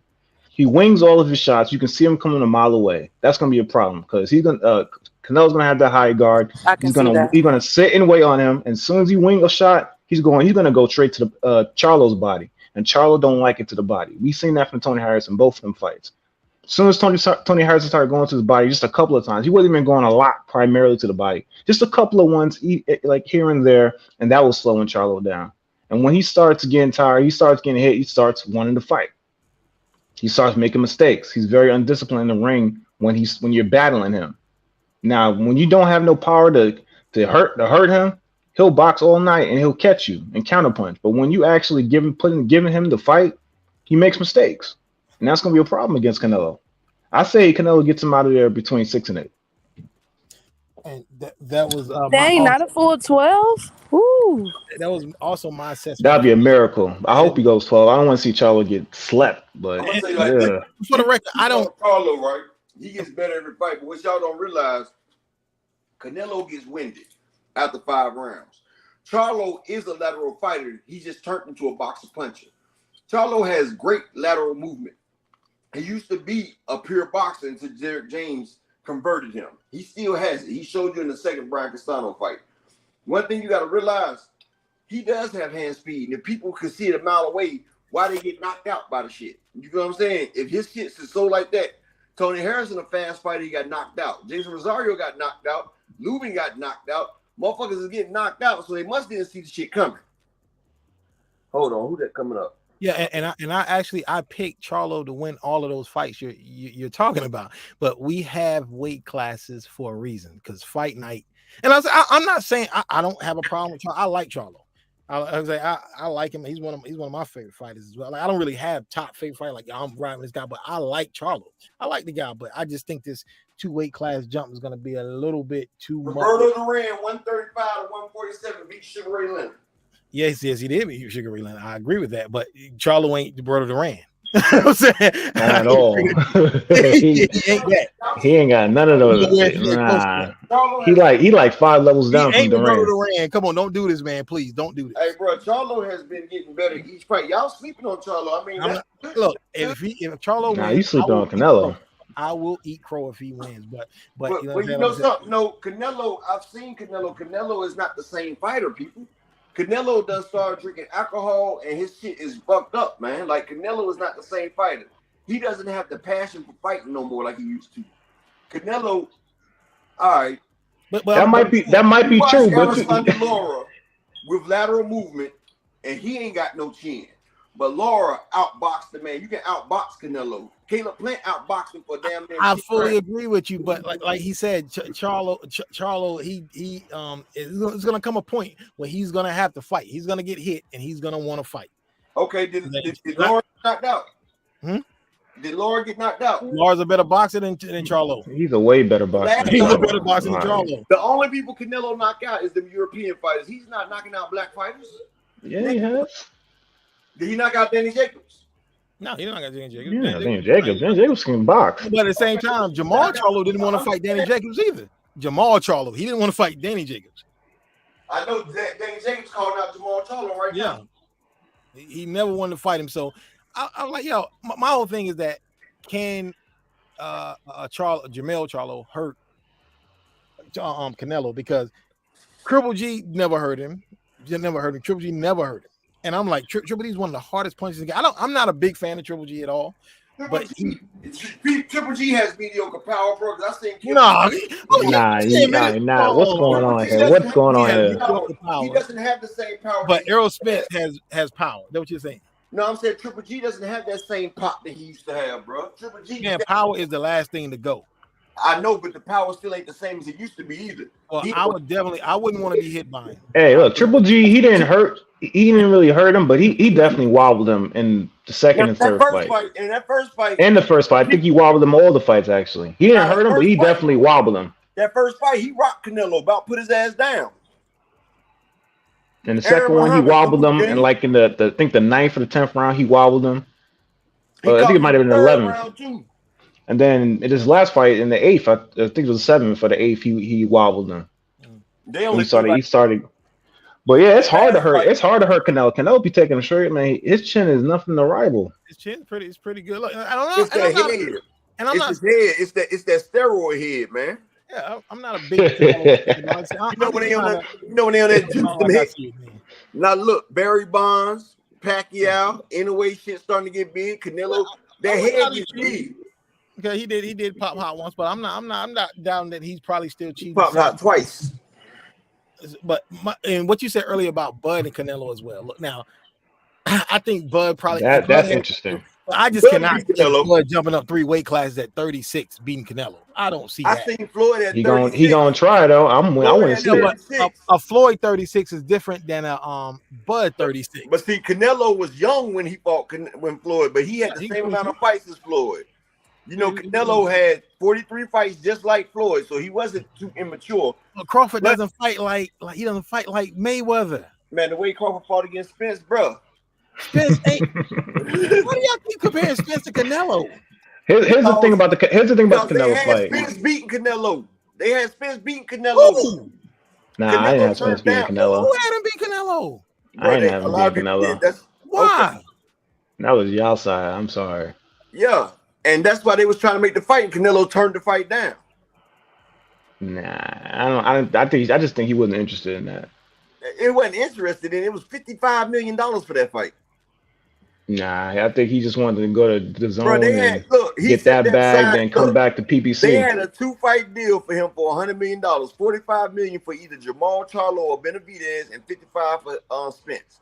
Now he done went around that block and he came back and took the same deal, but now he got to do an extra fight. Now it's 3 fights. My whole thing. That's what it's about. It's about options. Why take one bag when I can get both? My whole thing with Spence and Canelo is like what I said years ago when this was brought up. I was like, Spence gets hit entirely too much to beat a guy like Canelo. It's a big punch because you're saying that Spence Canelo is only 168 this and that, but fight night we don't even know these guys fight night weights anymore. HBO used to do weigh-ins like and post the weight on fight night. We don't even do that. We don't even see that anymore. Some of these guys are coming in 15-20 pounds heavier after the weigh-in because you get 36 hours to rehydrate now. They weigh in on Friday morning now, so you're getting 36 hours to rehydrate. Jamel Charlo ain't no small guy, bro. He's not a small guy, but he's still coming up 2 weight classes. But he struggles to make 154. He said he cuts like 30 pounds to make that shit. I can assure you Jamel won't be 190 on fight night. No, he's gonna be 162, 163. I talked to Derek. If he's gonna be that on fight night, and Canelo's gonna be about 190, what do you think? Who do you think gonna have more power when he touches? Bro, bro. See, I used to box. That right there, Canelo used to come in about 180, bro. Like Canelo, and when Canelo came in that big against Bivol, you see how he looked. Canelo doesn't come in. Bivol is bigger. He's a bigger guy. This is what I'm saying. His body can't hold that weight, bro. That's what I'm trying to explain to you. Not listening. Your body can't transition with that much weight when you can't carry as much, bro. you'll be a lot slower. Look at the Wilder when he fought Fury 3. He should never put on that damn weight. Because with that weight, it's you stamina and you fatigue a lot faster, bro. You saying that while ignoring Charlo's doing the same thing, except it's more difficult. Now Charlo's coming in at his damn fight late. Basically, he's coming in. He never fought at 168. Never. No, I said he's coming in at 161, 162, bro. That's his walk around weight. Now his walk around weight is 175. He walks around like around 175. You say he has to cut about 30 pounds. Which should still be smaller than what Canelo will be on Fight Night. Okay, smaller doesn't mean nothing, bro. It means a lot. It means a lot. It means a lot. Bro, listen. All right, we have weight classes. And here's the thing about fighting at your walk around weight. When you cut, hold on, bro. Hold on. Wilder gives up 50 pounds to everybody in the heavyweight division. And no, not everybody. Not everybody. And Wilder got the hand of God with him. His weight is not going to be usually a problem. Wilder doesn't usually go over 210. If you hit like that, it don't really matter. I mean, Charlo has power, bro. We'll see the fight. We'll see. Here's the thing. All right, but here's the thing about fighting with your walk around weight. See, when you cut weight, the muscles they get smaller. You get all the fat off you, and your body's used to fighting at a certain pace, at a certain weight. Oh, I know. When you fight your walk around weight, you're gonna be sluggish. You're gonna get tired, man. Man, I don't know. And you talking about he gonna go to Canelo's body. Canelo gonna go to his body, and we're gonna see who break first. Because when he goes to Canelo body, he's gonna be in the range of punches, and that's not gonna be. Look, I'm hoping Charlo wins. Look, I'm hoping Charlo wins because I think this is like a cherry pick from Canelo. I don't like he's actually offered a guy a fight 2 weight classes below. I want Charlo to win, but I just don't see how he wins. That's what I'm saying. But do fighters not say that they feel stronger when they don't got to cut the weight? Exactly. That's what they say, but then that's what I'm saying. That's what they say. Charlo still has to cut weight. He walks around at 30 pounds over his weight, so he still got to cut. He just ain't got to go into that final training period where he has to drain all that water. So he's gonna be strong. And Charlo done put on muscle mass already, man. If y'all sorry, Upper. Go ahead. Go ahead. I'm sorry. But who has the advantage? Somebody that has been at that weight and knows that weight, or someone that's moving up to that weight and is going to get person coming up because they're a lot faster. Speed kills. 90% of the time, speed kills. That's why Roy Jones had so much success when he moved up and fought John Ruiz at heavyweight. Hold on. You think Charlo's hand speed is faster than Canelo's? You say what? You think Charlo's hand speed is faster than Canelo's? Actually, I think they about neck and neck. That's what I'm saying. Canelo done lost some of that speed, bro. That alcohol, y'all haven't been seeing Canelo. I've been watching him spar. His damn speed is off, bro. That damn alcohol does it to you. That's why Shakur stopped fucking with that alcohol. That alcohol will change you around, bro.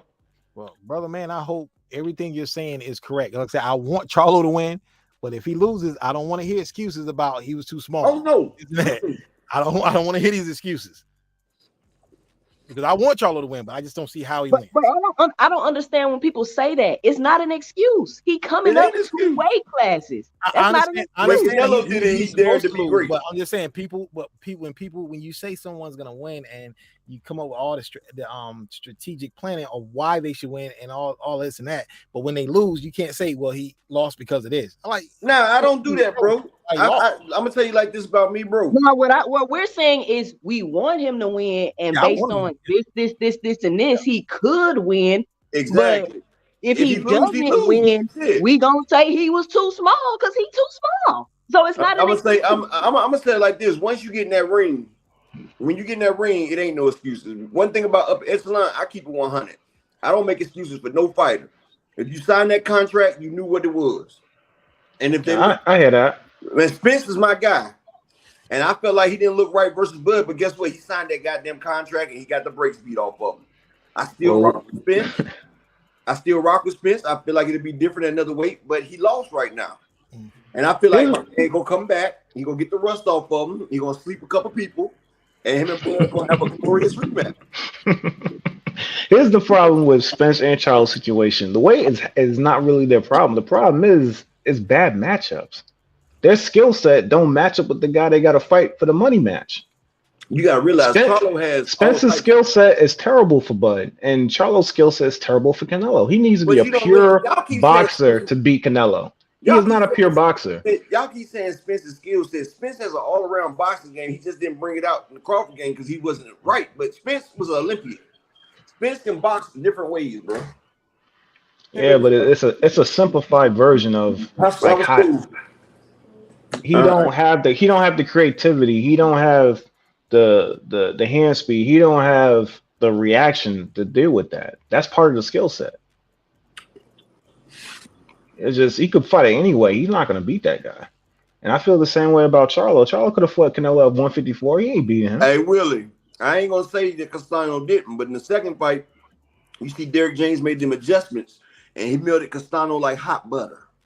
Matter of fact, I can't believe it wasn't butter. Yeah, but what you see what Castano does, what he was doing to get that shit off on Charlo on the ropes. Canelo's a master at that. And Castano was still landing a lot of punches in the second. Canelo doesn't have the hand speed. Because I don't think Canelo's hand speed is quick as Castano's, and Canelo ain't got the foot speed. He can't put pressure like Castano that. Canelo goes to A and B way faster than most people. Hey, he got top 5 hand speed in the game. He used to have good hand speed. His speed is not the same no more, man. All right, his problem is he don't throw combinations no more. No, he still got the hand speed. They got Eddie Reynoso and his fighters have 3 punches. They have 3 punches. They got the left hook, right hook, and uppercut. And after that, Canelo's tired.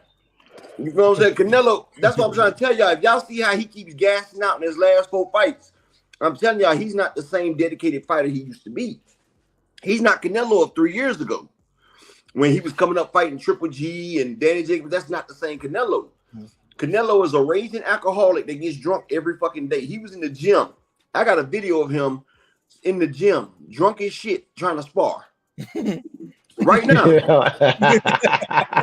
Did he win? He probably beat that dude ass.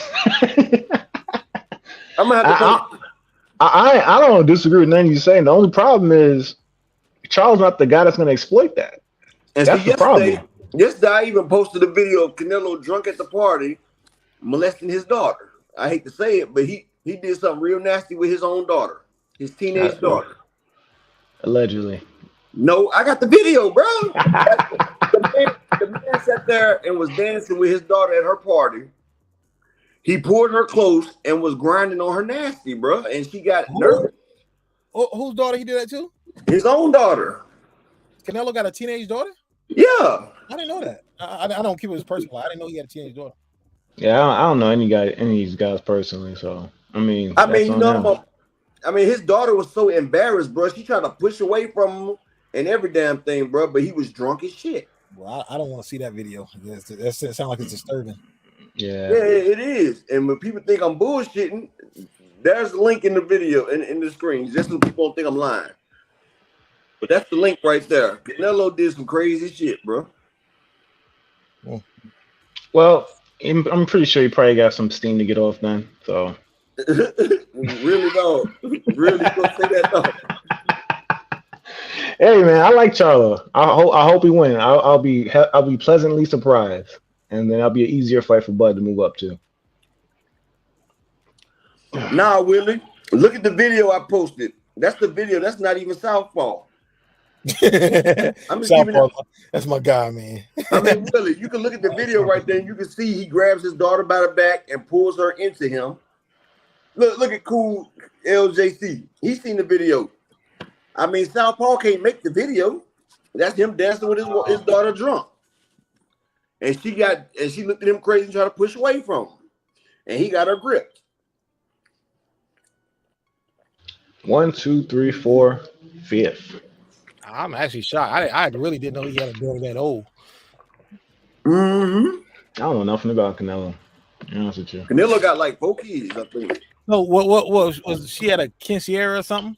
Yeah, the video, the link in the chat. I'm gonna click on this now. Hold on. Yeah, come back, tell us how bad it was. Okay, I'm looking at. I'm like, okay. I'm thinking this is like a quinceañera or something, right? Yeah, this is her birthday. Okay. And he drunk as shit. Well, he trying to kiss her or something? Bro, I told you he forgot he was his daughter, bro. He forgot that was his daughter. Oh, he grinding on her, trying to put his tongue in her mouth, every damn thing. She's like, Dad, what the fuck? Oh my God, this is creepy to say the least. This looks like a midlife crisis. What is that bad? Yeah, he's got both his arms around and he's standing close to him, like she's pushing him off. Like he goes, it looked like he goes in for a kiss and she's pushing him off. I'm like, wow.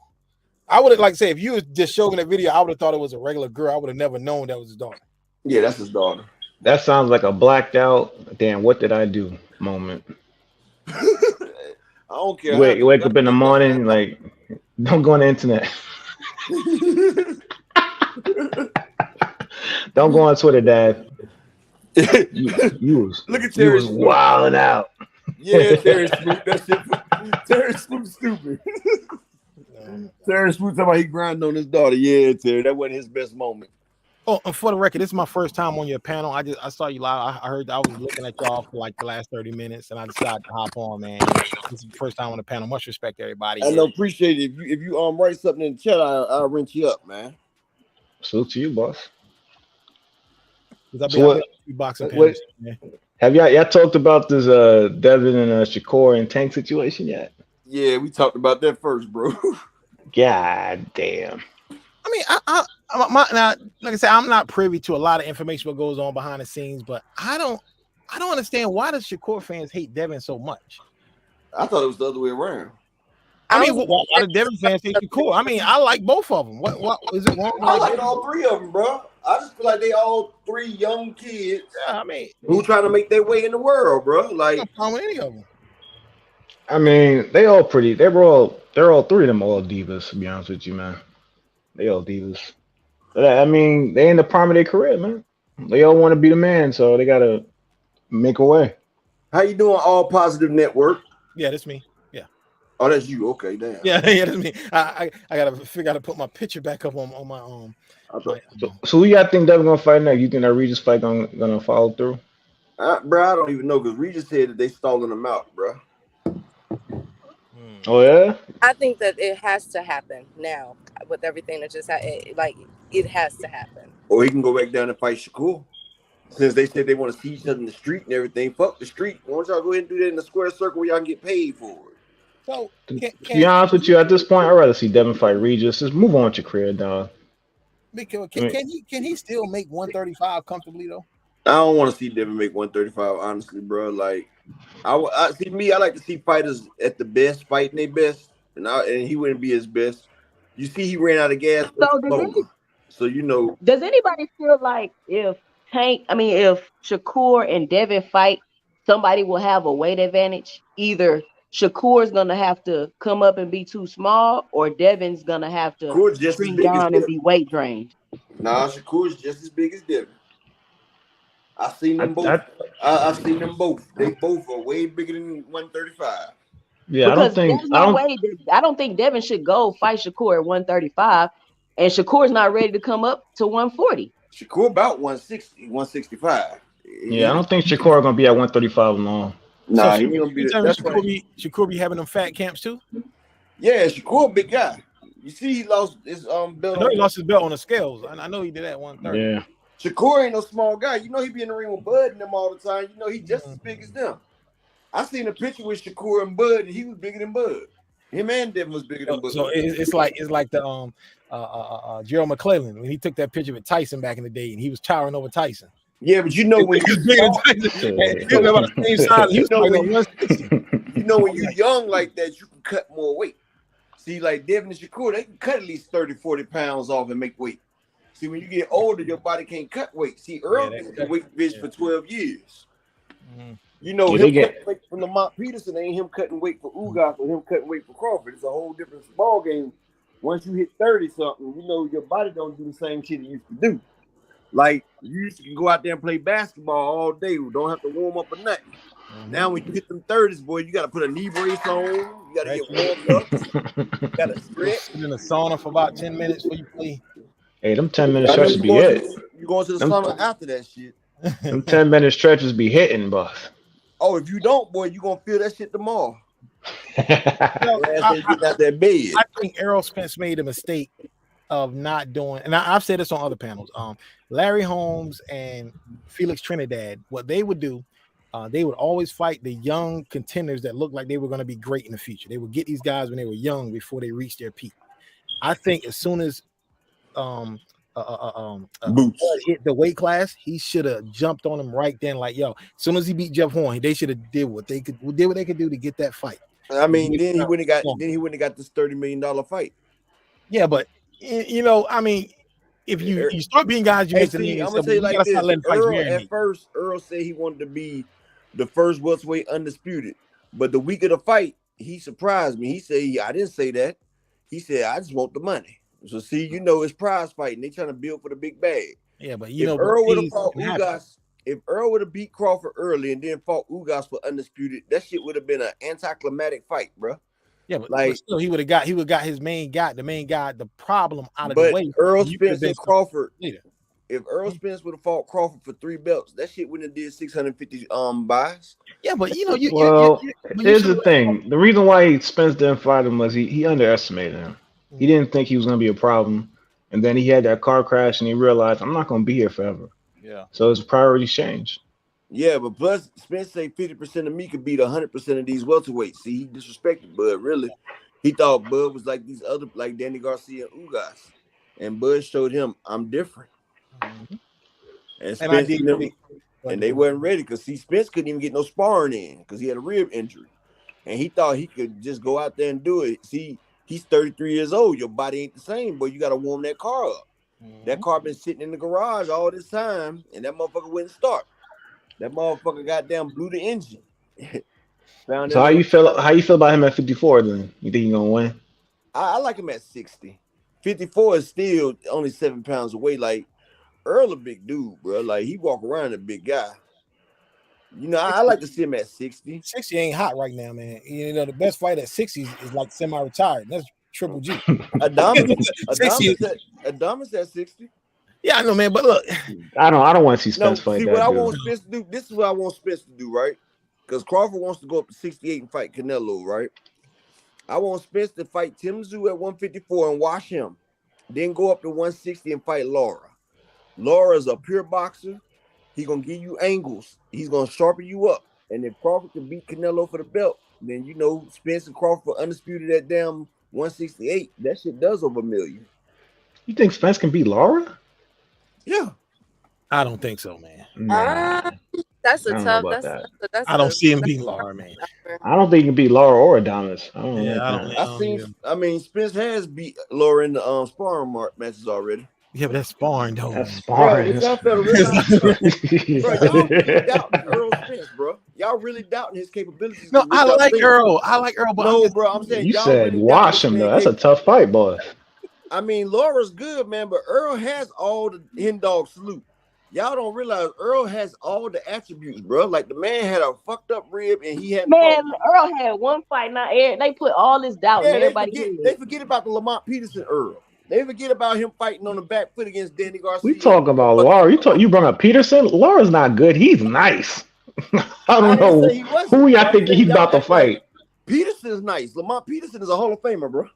He ain't Lara nice. Nah. Man, Lamont Peterson is Lord nice, man. Lamont Peterson gave Floyd that work. No, he is not. Bro. No, Lara is nice. Bro, Lamont Peterson was an all-time, bro. Okay, bro. Now I know you don't really watch boxing like that. Lamont Peterson I ain't saying he a bum, but Lara is something different. And they said Lamont Peterson was one of the damn most athletic motherfuckers that was out there, bro. T. Wells, salute, King. We talking about the skill set, man. Lara is not to be played with. And in his prime, Lamont Peterson wasn't either, bro. All right, let me break it down since I don't think you're catching on. Like Lara, that hand speed and that foot speed is gonna be a big problem for Spence. Spence not gonna bully that dude into the corner. That's not gonna happen. I mean, not at 160. Lara not the same. Lara might want to actually like fuck him. He might want to bang with Spence because he's gonna have such superior hand speed. Lara didn't used to bang like that, bro. He used to be a quick fighter, bro. Bro, I'm gonna tell you like this. We'll see after Spence fight, bro, because y'all are seriously doubting Spence. But everybody get y'all last name, man, because we got to catch Just Do, man. His shit's on right now. I ain't supposed to be in his time right now. Damn, we done been up 2 goddamn hours. Damn. Good cook, everybody. Yeah, I'll be back on tonight after 12. All right, I'll be there. Much respect to everybody, man. I'm happy that you had me. Appreciate that, man. And I'll be coming on your panel a little bit more now. I'll be on here at 12 a.m. All right, man. For my third shift drivers. I'm going to make sure this time. Peace and blessings, everybody. Peace and blessings to everybody. Y'all know how we end this thing. Can you hear man. me? Yeah, go ahead, Juicent. Oh, what up, y'all? Shout out shout out chat, shout out panel. Y'all go ahead and check out my channel if y'all get a chance. I'm slowly grinding up. It's a brand new channel. But I enjoy talking to y'all, man. You say you're gonna be on here at 12 a.m.? Yeah, I'm setting my alarm this time. I'm gonna take my medicine early. I'm gonna see what I can do if I can try to slide through there for a few minutes. All right. What is your channel? I'm about to put it in the chat. She's about to put it. Salute Aaron Muhammad, man. See y'all later, man. Y'all know how we end this thing, though. They want that smoke, but I got it for them.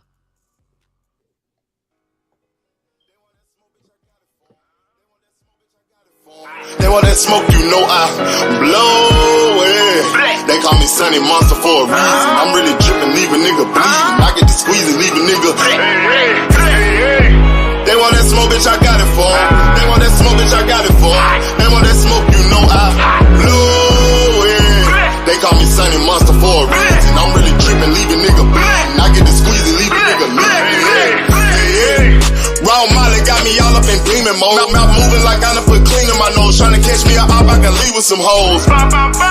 He standing straight up, watch I make him lean with this pole. Would've thought he was closed, how that heat made him fold. Thought it was a game, he won't think no more. His brain's gone, nigga. It be exciting when I get to striking. Guns sound like thunder, hit you like lightning. Fight for your life, we don't do no fighting. We really hit it, nigga. We worse than savage, they calling us Vikings. Police be riding, we still be sliding. Told you we hitters, remember the time. They want that smoke, bitch, I got it for 'em. They want that smoke, bitch, I got it for 'em. They want that smoke, you know I blow it. They call me Sunny Monster for a reason. I'm really dripping, leave a nigga bleeding. I get to squeeze and leave a nigga bleeding. They want that smoke, bitch, I got it for 'em. They want that smoke, bitch, I got it for 'em. They want that smoke, you know I blow it. They call me Sunny Monster for a reason. I'm really dripping, leave a nigga bleeding. I get to squeeze and leave a nigga bleeding. How about I leave them holding like the Bible? AR-15, that's a high-power rifle. A in the army and assassinate rivals. Break that shit down, nigga. AK or anybody kill. Hop out, get the drilling and spilling. Stay on point, 6-2, gon' split em. LPN, that's for any fuck nigga. You a plug, then I'm pulling up, nigga. You my lunch, eating bullet for dinner. 5 points down, eat 'em up, eat 'em up. SK, smoke killer for show. Drum rounds and cripple ops, Draco. I got them all, you don't want no. They want that smoke, bitch, I got it for 'em. They want that smoke, bitch, I got it for 'em. They want that smoke, you know I blow it. They call me Sunny Monster for a reason. I'm really dripping, leave a nigga bleeding. I can squeeze, leave a nigga bleeding. They want that smoke, bitch, I got it for 'em. They want that smoke, bitch, I got it for 'em. They want that smoke, you know I